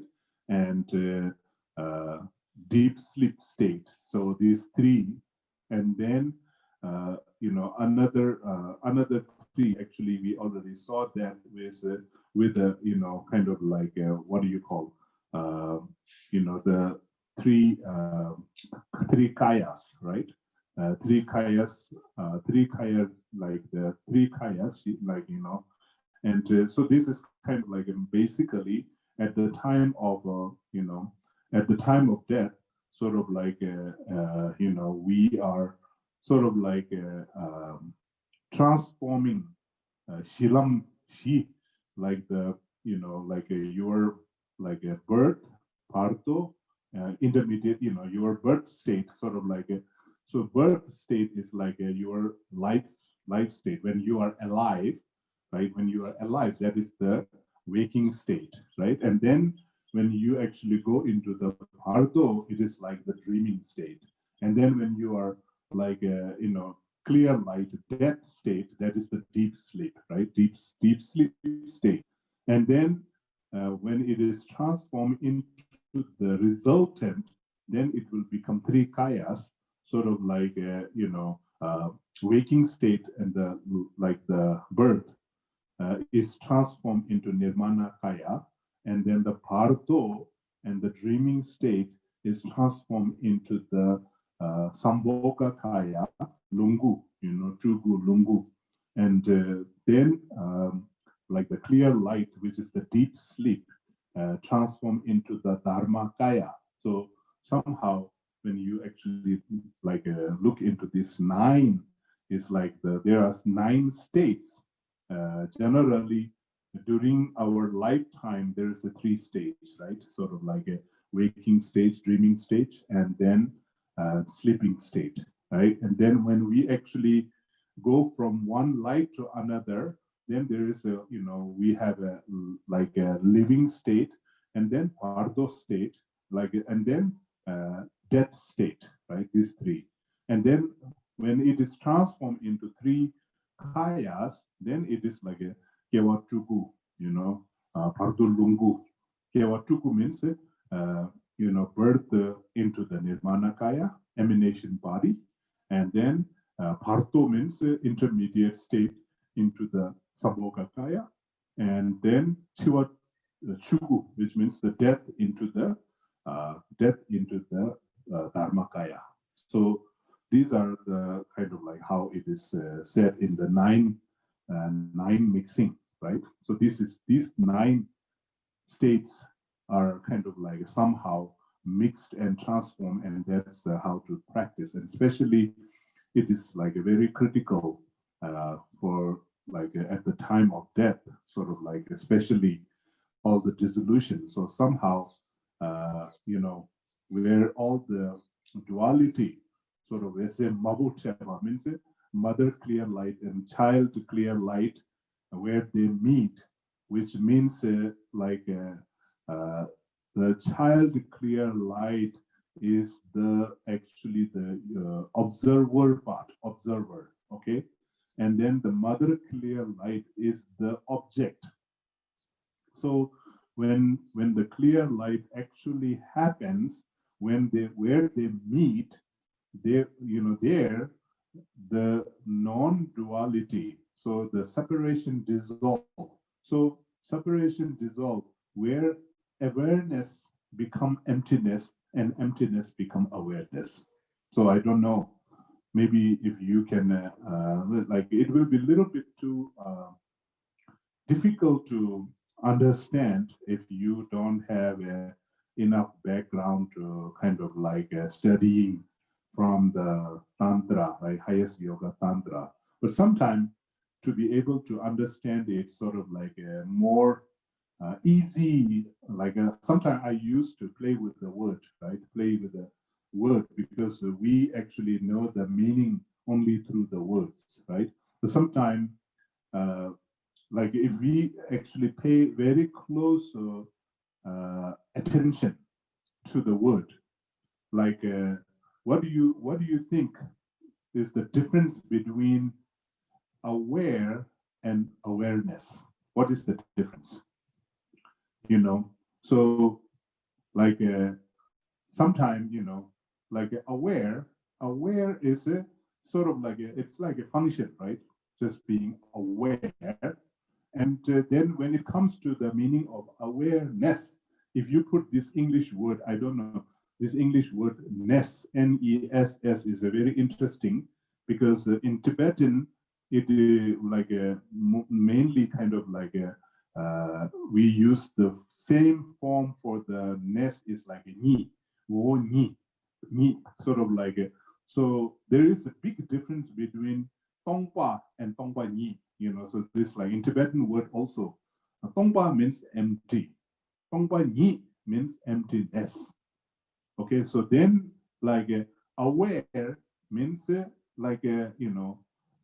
of this just kind of number shava. So ness is like a number sheva, sort of so there is a conscious and consciousness, right?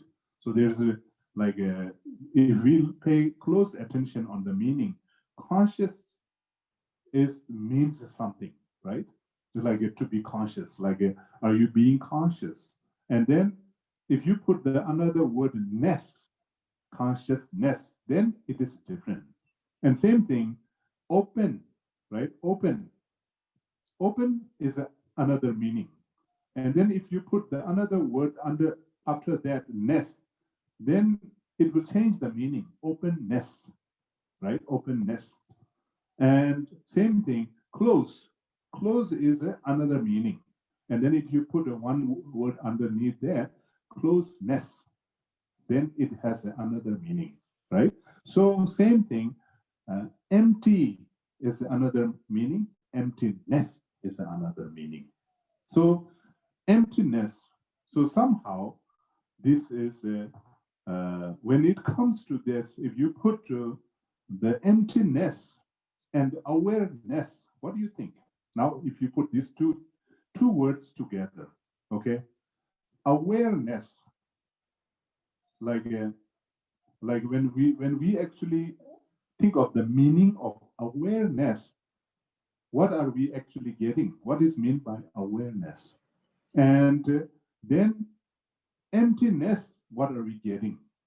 But somehow it is what we are actually getting at this point when we actually talk of emptiness, then it is more sort of like an object, right? It is the object. Emptiness is something to observe. It is an object. And awareness is an observer, right? It's like observer.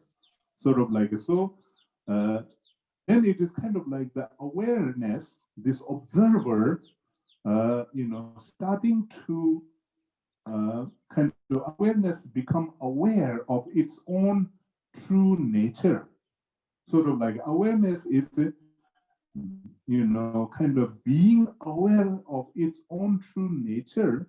And then when actually awareness starting to be aware of its own nature, which is the emptiness, then it is kind of when awareness actually go more and more into the nature of the truth, which is the emptiness, somehow, then when it reach, then like when totally awareness become completely aware of the emptiness of its own true nature, there awareness is not separate from the emptiness, and emptiness is not separate from the awareness.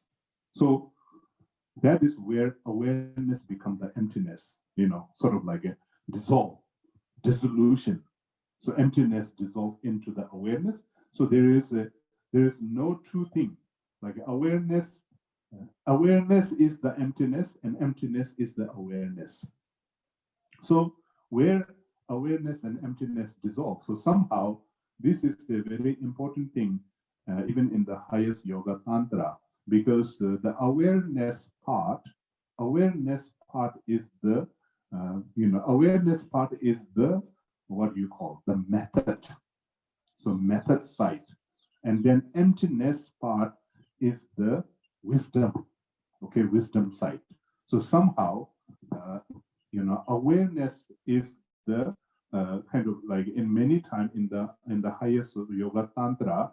So awareness, where is the awareness, kind of like located in the kind of like a divine body, then many times awareness is on the crown chakra.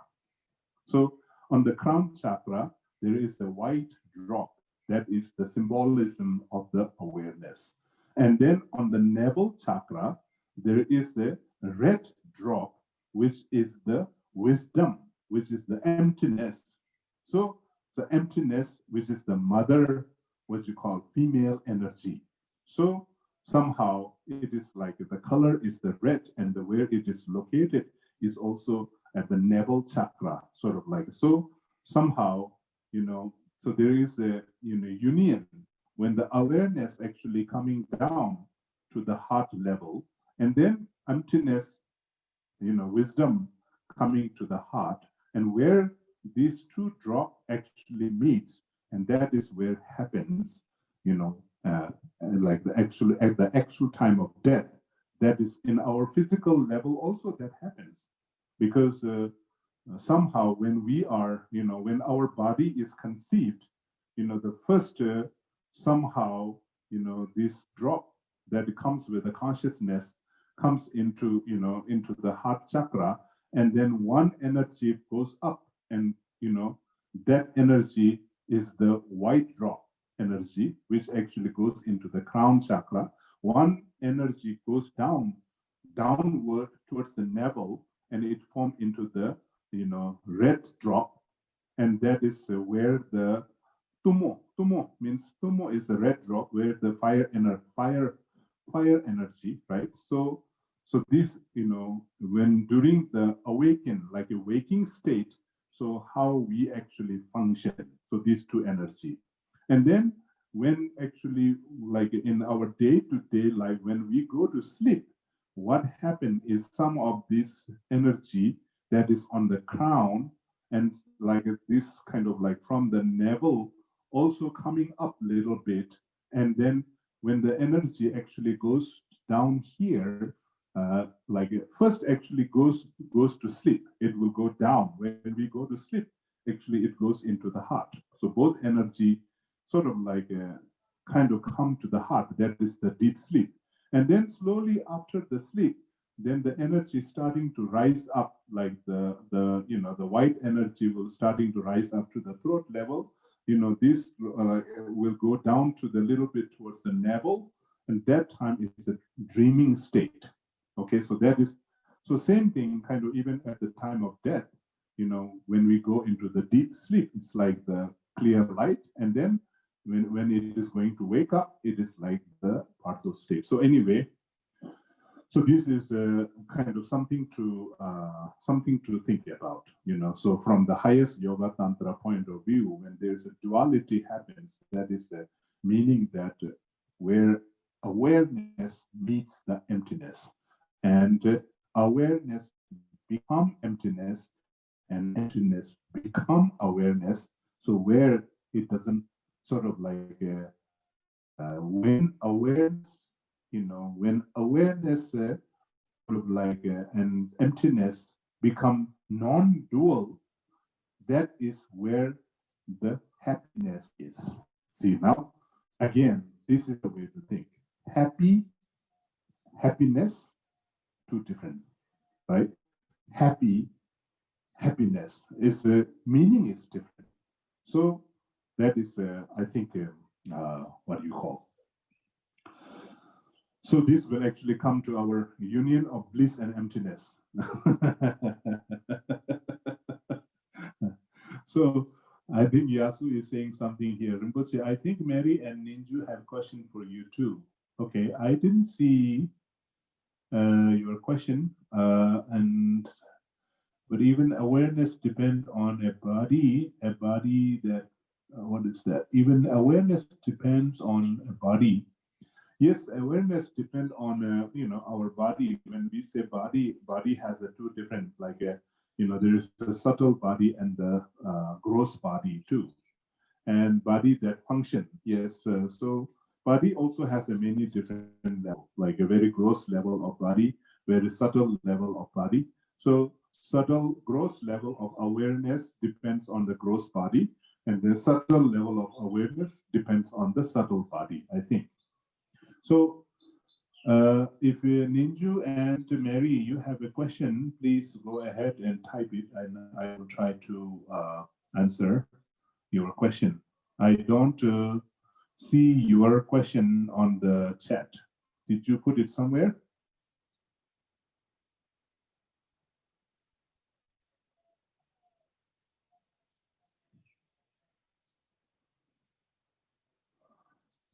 Bo, I don't see, Yasu, I don't see any question from Ninju and Mary. If you can retype the question on the chat, then I might be able to see. Okay, so where is that? Geshe-lobsang Shempel. Okay, when it say I declare each instance of my past negative karma, is this that we acknowledge we have made mistake, or do we try to recall each event of negative karma we have done? From Ninju to, is that from Geshe-lobsang or Ninju? I think then I think Ninju to panelist at 9:12. Bhagawan, prostration of immense gratitude for darshan teaching, and especially for giving us this information today, so that we may be blessed to observe December 10. Okay. Bhagawan, are there any particular observance we can do? For example, a certain number of recitation of the Mixema. Thank you for giving us this great blessing. Oh, yeah, Ninju, I think normally kind of like we do the Mixema. Yes, Mixema. So there's not certain number. It's just kind of like normally kind of like we can do like a 3, 7, or 21, 108. You know, sort of like depending on. So just kind of like when you do the Mixema, I think. And that is traditionally, you know, when we actually commemorate at our home, like Tibetan actually says that that is the Tibetan saying.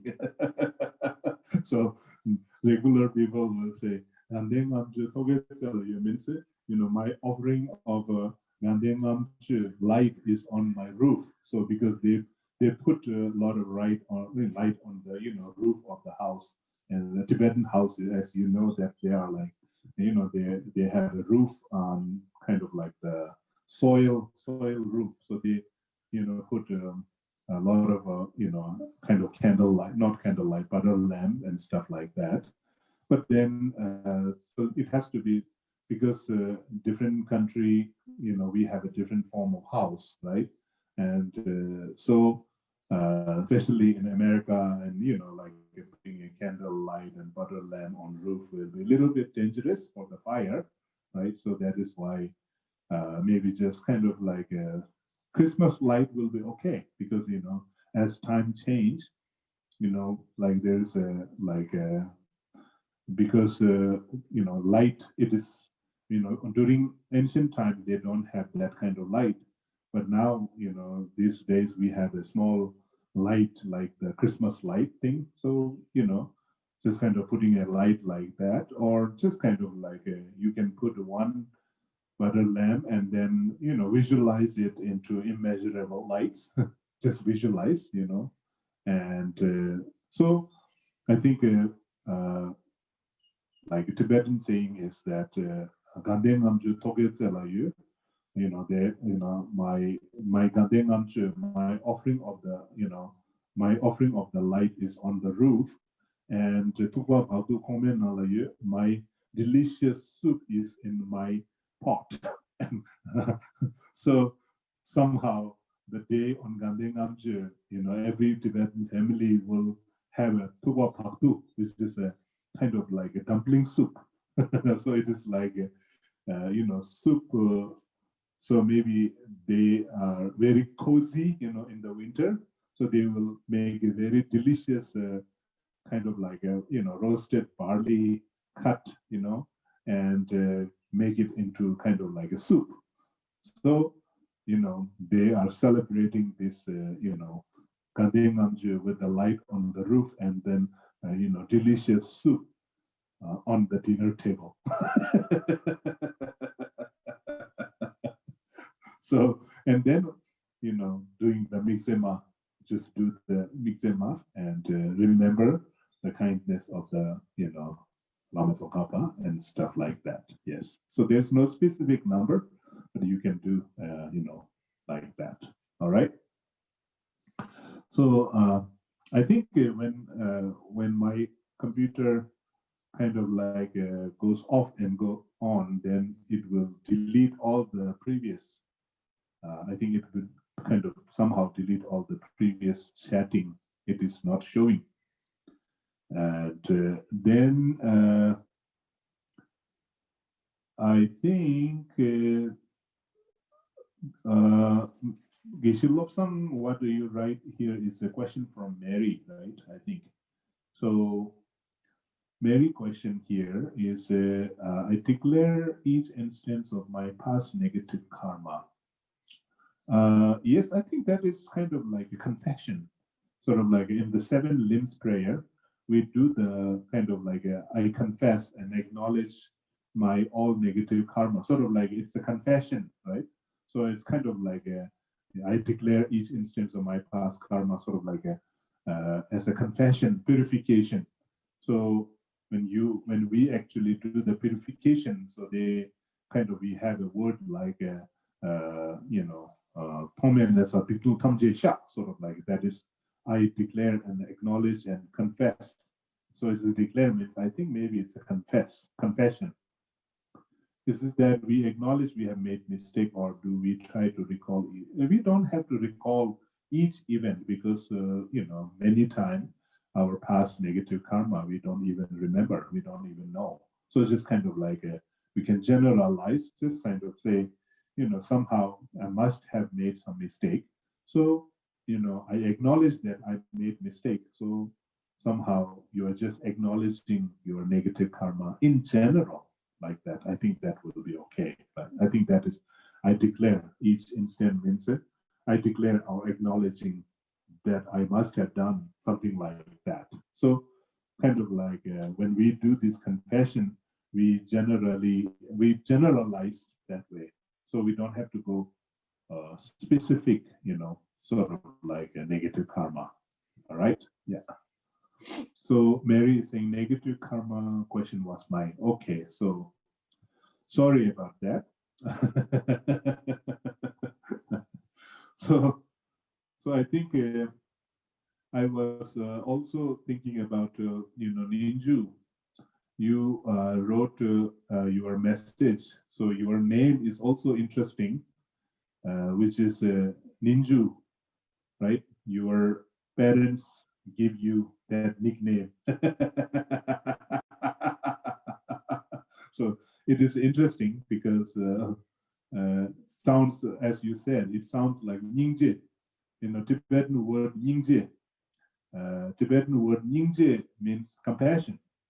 So, so it is kind of a very interesting karma that you have got the name Ninju as the Nyingje, compassion, and I think all of you maybe know that Ninju is from South India, and where her town is from near Trivandrum, right? The town, and somehow this the historical Potala hill, the Mount Potala, which was actually mentioned in many sutras.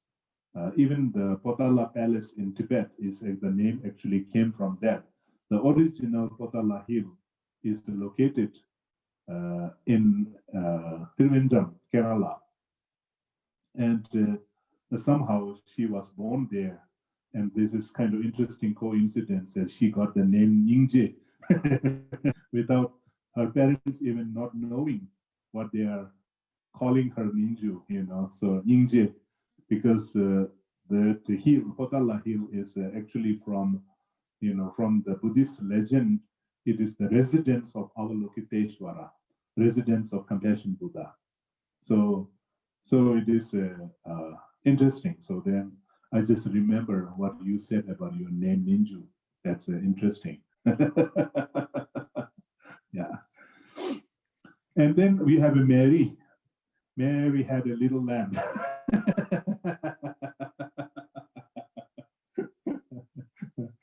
So Mary had a little dog all the time.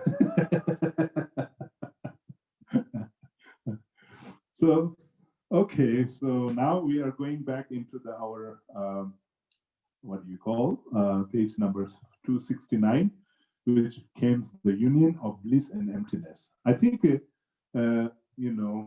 maybe you might find some meaning think about that, where awareness meets the emptiness, and then, emptiness become non-dual with the awareness, where there is no observer, there is no object, which means doesn't mean no object or no awareness. It is like there is no separate awareness, no separate emptiness. So emptiness become awareness, and awareness become emptiness. So that is why Guya Samaja Tantra is very much the main thing is on awareness, which is the awareness, which is the method side, and then Mother Tantra Chakra Sambhara is mostly a kind of main focus is the emptiness, which is the wisdom, right? So that is why they call it like Father Tantra, Mother Tantra, So somehow, like even from the color wise, like the Father Tantra is the white, right? The white symbolizes the Father Tantra, and then white is the male energy, and then red is the mother's energy or female energy, which is the Mother Tantra. So somehow that is like even when we actually have the skull, right? The human skull, the outside of the human skull is the white color, inside of the skull is the red color, right? So this is kind of, even when we look at the symbol from the, this kind of like a white, white and red. And then this, like, if you understand the symbolism of this white and red, it is very interesting because, even when we say Om Ahum, so Om is the white color, Ah is the red color, and then Hum is the blue color.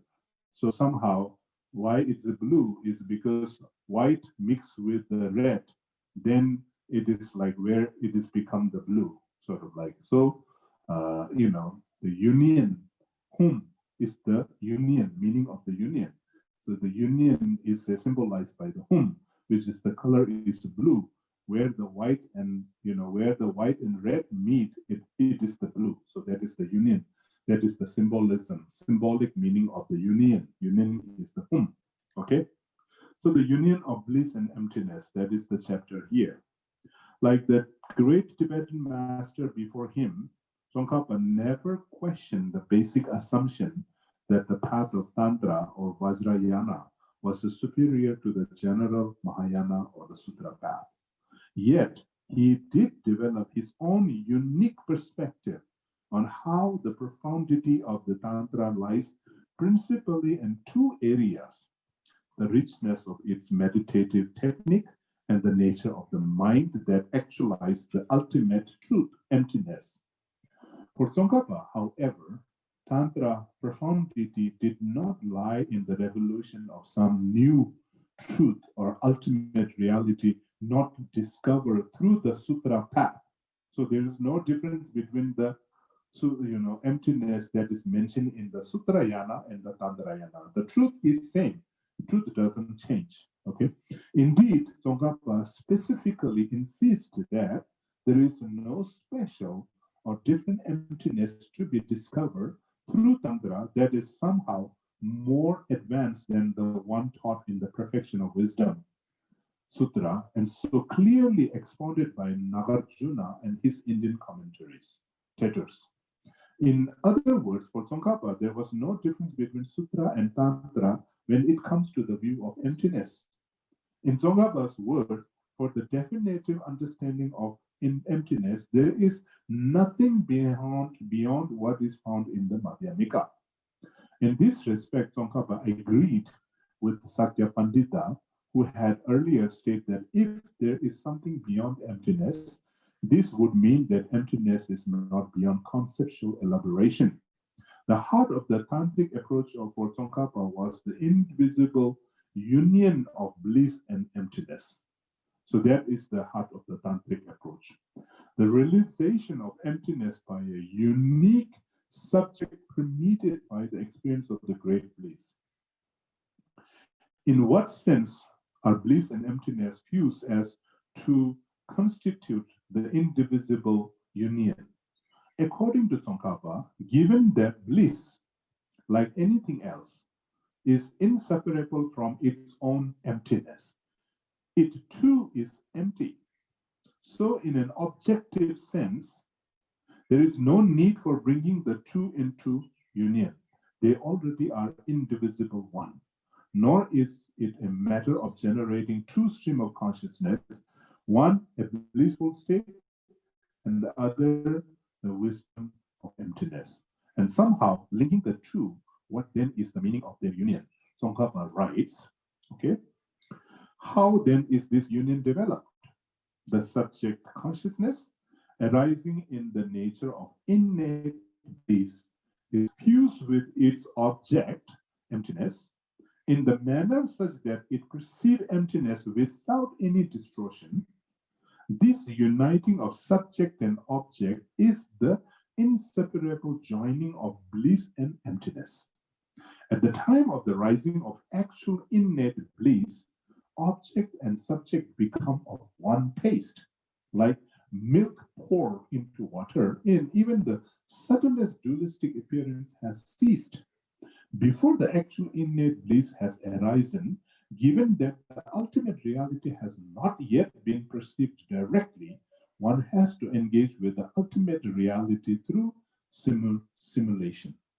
Thus, there is only the imagination of these two being of one taste.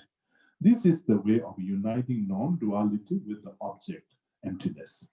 Therefore, the way that the mind cognizing emptiness and the bliss are inseparably united entails the generation of two mental states into single entity, not separate in nature.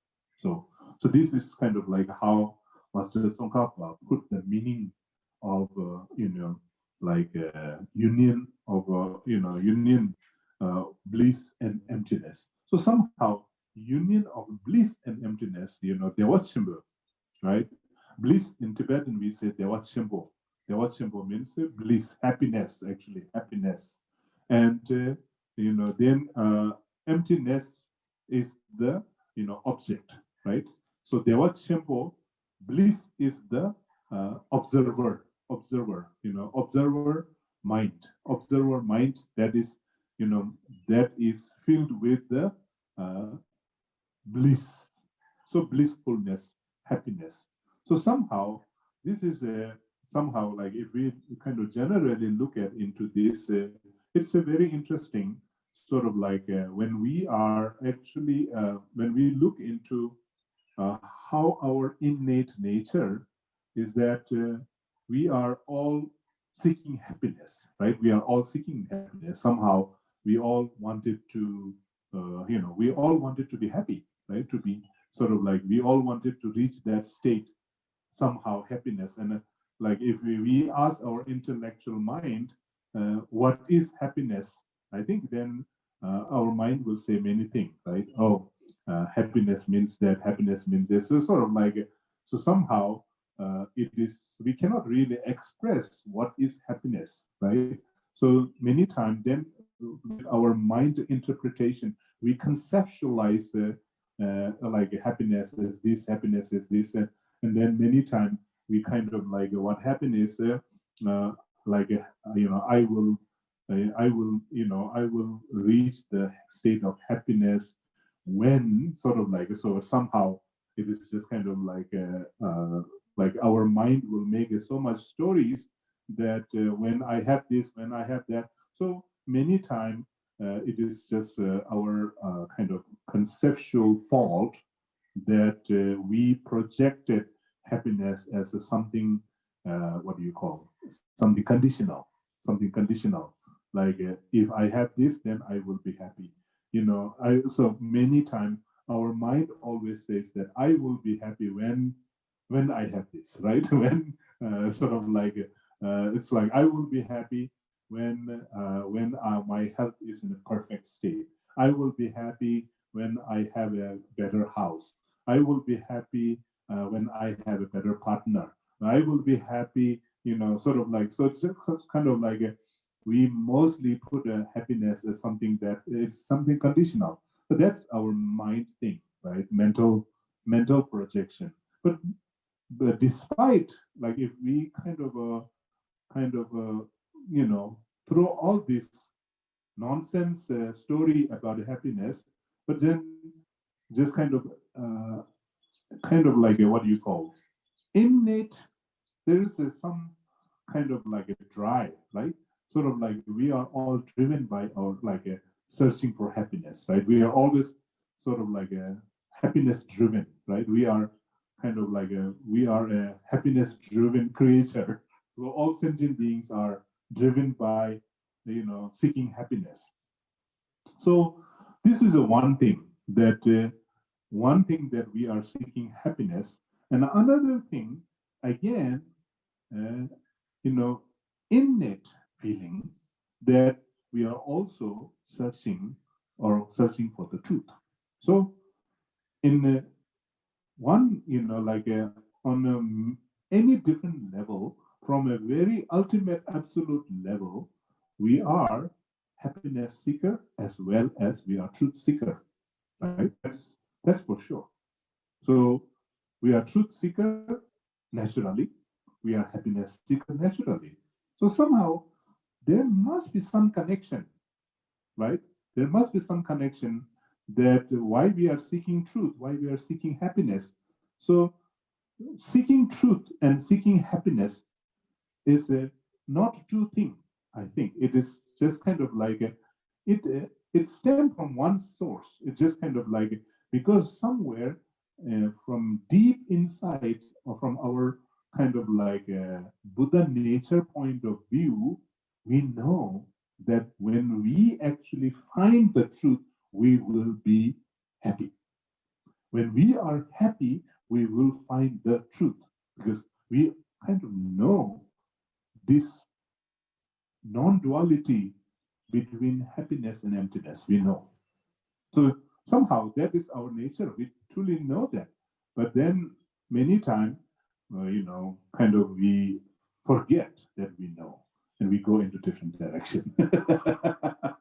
Right? Sort of like carried away by different belief, carried away by our what our mind is saying, like many times, we sort of like we constructed some sort of like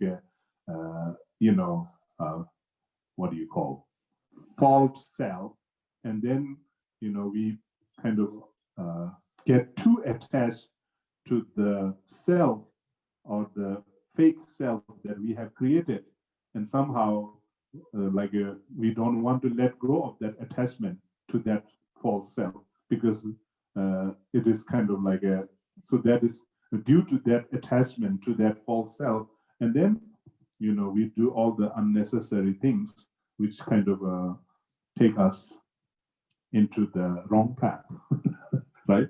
But deep inside, I think all sentient beings, somehow we know. That's why we are seeking truth, we are seeking happiness at the same time. So, and somehow we know these two are not separate. So it is like if we find the truth, we will be happy. We will be happy when we find the truth. So that is the union of bliss and emptiness, sort of. So that is kind of like going into our what do you call instinct, sort of like it is our instinct, right? Instinct desire, like we have this instinct desire, but most of the sentient being, we don't know what is the connection between the seeking truth and seeking happiness. So in brief, so this going back into our chapter, in brief, this union of bliss and emptiness is defined in terms of the inseparable and non-dual fusion of a subject with its object, a blissful state of mind, perceiving emptiness in a non-dual way. This then is the unique notion of the subject that realizes emptiness in the Tantra, a state of mind that is blissful, non-dual, and free of conceptuality, until the yogi has reached the stage where the innate great bliss has arisen. Such a union, including the realization of emptiness, will remain only at the level of simulation and imagination. For Tsongkhapa, the wisdom of emptiness remains at the heart of the journey to enlightenment on the tantric path, just as it is in the general Mahayana path. What is different is that in Tantra, this insight into emptiness must occur at the subtlest level of consciousness, which can be brought about only through generating the experience of great bliss arising from the entry of wind into the central channel. This, in essence, is the wisdom of the union of bliss and emptiness. So this is kind of like, in a very short word, if put it that way. But to understand that, there is kind of like a huge sort of like this paragraph. If you look, it has a huge message, which kind of like entry of the wind into the central channel, sort of like so somehow it is like wind. When we are talking about wind, that is again, so there we need to understand there are 5 root wind and 5 secondary wind, right? And then how these winds are actually formed when we so this is like from the gross physical level, there are many things to understand, but somehow when we actually kind of connect with the subtle level of consciousness, then our subtle level of consciousness will actually kind of observe the subtle level of the wind and the subtle level of existence. Anyway, so we are not allowed to too much detail into this, right? So the nature of great bliss in Tantra, if, as Tsongkhapa stated, there is no difference between Sutra and Tantra when it comes to emptiness, then everything hinges on the other member of the pair in this union, the bliss, right? The bliss. What then is this bliss? So what is bliss? So what is happiness, right? Tsongkhapa advised us to be discerning in our understanding of the meaning of bliss in the context of the union of bliss and emptiness, and not to confuse it with other type of bliss. In particular, he identifies two categories of bliss in the Buddhist source. The first is the deep feeling of bliss that come from the arising of physical and mental pliancy when one has successfully quieted the mind and attained tranquility. So that is shine, shamatha. Somehow when someone goes into deep meditation and when they achieve this shamatha state, like a single-minded meditation, they reach some sort of tranquility. And that tranquility, like they reach some sort of like a bliss, very blissful state. So that is the first type. The second is the pervasive experience of bliss that arises through the breath-based technique as presented in the non-tantric source as well as action and performance class of Tantra. In his lamp, in Tsongkhapa described this type of bliss as arising through preventing the breath from leaving the body and holding it inside, which is taught as a pranayama deity yoga meditation. In both of these cases, meditator can attain a state that is characterized by bliss, clarity, and non-conceptuality. The problem with both of these types of bliss, however, is that neither of them has arisen from the melting of drop caused by the ignition of tumo, inner heat, through the entry of the wisdom into the central channel, triggered by penetrating the vital points of the channel center in the body. What then is the right kind of bliss? Tsongkhapa right. Therefore, innate joy, so that is called, like that bliss is called the innate joy, is the bliss spoken of with respect to uniting bliss and emptiness. And it initially arises from bringing the wind of the left and right channel into the central channel to ignite the chandali, like a tumo fire, which then caused the bodhicitta to melt. So this bliss is also called the objectless compassion.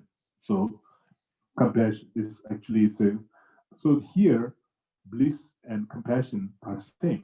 So compassion becomes a bliss and bliss is a compassion. So here we see a highly complex and intriguing notion of bliss that is essentially sexual in nature and presupposes a unique tantric physiology. So according to this view of the subtle human body, wind or subtle energy courses through the body in a network of channels, with the wind searching as a media for consciousness. This multiple channel stems from three principal channels: a central channel flanked by two side channels, with the three channels forming knots at crucial juncture of the body. These junctures where the two side channels intersect with the central channel, the crown, throat, heart, navel, and sexual organ. Sometimes the mid-brow and the base of the spine are added, making 7 altogether, are known as chakras or channel centers and are important focus of attention in tantric yoga. On this view, all activities of our mind, including sensory perception, emotions, thoughts, perception, so on, are function of the movement of the wind within the channels, except at the point of death, when all thought process cease and the clear light mind, the subtlest level of consciousness arises, very little activity occur within the central channel. There are, however, occasions in everyday life when even for an ordinary person, this clear light is thought to manifest briefly, as when fainting yawning, and crucially during orgasm. Steeped in this Indo-Tibetan tradition of psychophysiology, Tsongkhapa envisioned a two-pronged approach to tantric meditation. One is to deepen one's understanding and realization of emptiness, while the other is to focus on generating bliss through the ignition of tumo by applying yogic techniques that cause the wind to enter the central channel. Two distinct types of technique for the second purpose are identified, one involving the explicit evocation of sexual energy through union with either a life partner, action seal, or with a visualized concert, wisdom seal. So like these two terms, we call it like a legge chakya, ishiki chakya. And the other involving the yoga of channels, winds, and drops. As a celibate monk, Tsongkhapa understandably cautioned against the use of a life partner, since this requires for both partners the presence of all the specific qualification stipulated in the Tantra, which is the most rare. Tsongkhapa further maintains that most future of the experience from sexual union with a living partner can be effected on the basis of a visualized concept as well. Thus, by relying on sexual union with the visualized concept, one can cause the wind to enter the central channel. As for the second type of method, Tsongkhapa identifies various techniques presented in the different tantra. Indeed, he understands the difference between the major tantra of the highest yoga tantra class, Guya Samaja, Chakra Sambhara, He Vajra, and Kala Chakra, largely to be a function of their different methods toward the same end, igniting the tumo fire. Briefly, they are the method of Vajra repetition, Dorde, wind yoga, and waist breath, Pomche, Lumpumbache yoga, presented in the Guya Samaja Tantra. The various yogas focusing on the subtle drop, Chati, as presented in the works of Chakra Sambhara mystic Gandapa. So Gandapa is a Tibupa. And Tumo meditation as presented in the works of Dombi Heruka and Krishnacharya. These techniques differs also in which specific points on the body is taken to be principal focus and how it is used. For example, Tsongkhapa explained in the approach of Dompi Heruka and Krishnacharya, the navel chakra is the focus of the Tumo practice. Kala Chakra tradition also focuses on the navel chakra, but uses it as a locus for its waist breath technique. In the Arya tradition of Guya Samaja, the contrast, the sexual organ chakra is the chosen first, and the yogi then shift the focus to the heart chakra. In sum, Tsongkhapa understands Tantra to be offering sophisticated technique to bring the subtle level of mind to the fore. Progressive dissolution of the grosser level of activity of both body and mind lead eventually to a subtle state of mind free of duality or conceptuality or permeated by bliss. Paradoxically, this is not an acquired or generated bliss, but innate to our consciousness. It is as if consciousness, freed from its habitual bondage to object, concept, and sensation, has returned home to a pure luminosity whose basis tone is bliss. The goal in Tantra is to utilize this subtle level of mind to perceive emptiness. And when this can be done, the effect is said to be simply immeasurable. Tsongkhapa compares the realization of emptiness by an ordinary intellect and by such innate great bliss mind to the difference between the space covered by an open palm and that of the entire sky. So then, coming to the non-conceptuality in Tantra, just as Tsongkhapa admonished us to be discerning in our understanding of what is meant by bliss, he draws our attention also to the multiple meaning of the problematic term non-conceptuality, he writes. So this is a very problematic term. non-conceptuality. So mitokpa, that is in Tibetan, we say mitokpa. Generally, merely resting the mind in a stable and conceptual or non-discursive mitokpa manner is common to Buddhist and non-Buddhist path, as well as to both Mahayana and the lesser vehicle. In particular, an uncontaminated meditative state dwelling non-conceptually on emptiness is also shared with the perfection vehicle. So that is general Mahayana. So to develop these states, there is clearly no need to meditate by applying the technique of penetrating the vital points of the body through wind yoga. Also, it will make no sense to say that such a meditative state will bring about great bliss through the force of the wind dissolving into the central channel. Therefore, the subtle mind one is instructed to develop in context of stability of the mind, attained through stopping the movement of the action. Wind is the nature of innate bliss. Developing this depends upon the wind dissolving into the central channel and the blazing of the tumo fire. Thus, the verifying type of non-conceptuality mind and bliss referred to earlier way may have similar name, but in actual fact, they are completely different from one another. Perhaps the most controversial aspect of Tsongkhapa's exposition of Tantra for some of his Tibetan peers was his insisting on the importance of discursive or analytical meditation, even in advanced Vajrayana practice. If, as Tsongkhapa maintains, there is only one and the same emptiness for general Mahayana and for Tantra, there is then no substitute for going through the progressive stages of deconstruction of our concepts, characteristic of meditation on emptiness. This clearly requires discursive analysis using all the resource offered by Madhyamika reasoning. In other words, Tantra does not offer any easy shortcut.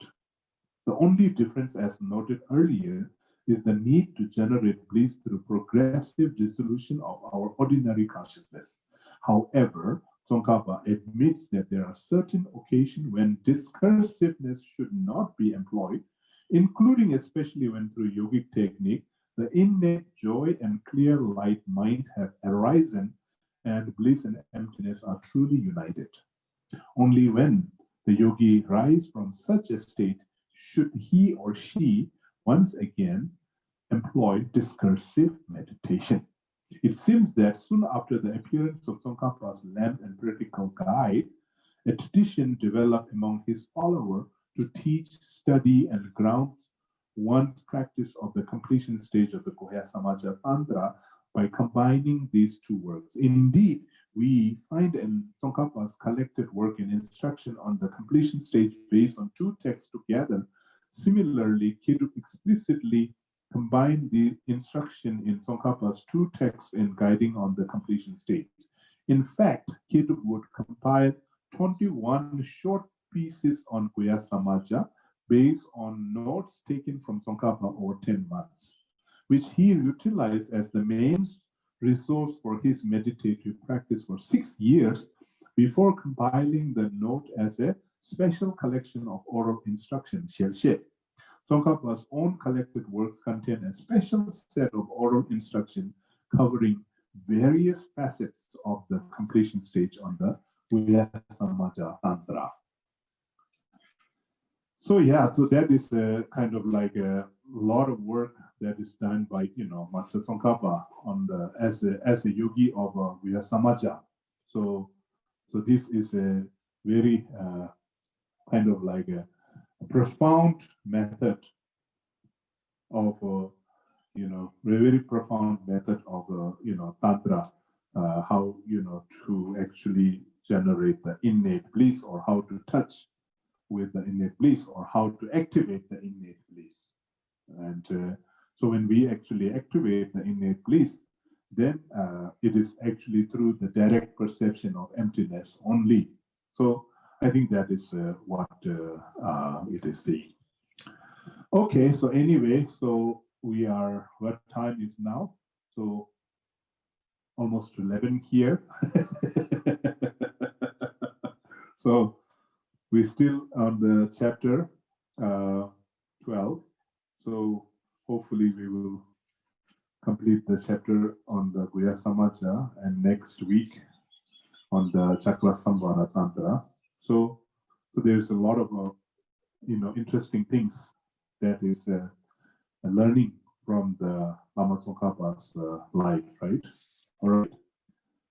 Anyway, so I think today we will stop here, and so it is today. We took a long time, and then have a wonderful week, and then I think we are doing some ahimsa things also. So hope many of you, I will see you there. All right. Okay, so everybody. So this Sunday also, Melissa is saying. So we have this Sunday, right? Ahimsa with the Geshe, and so see you then. All right. Benefactor appreciation. All right. So we will have the Zoom meeting. Yeah. Thank you. Yeah.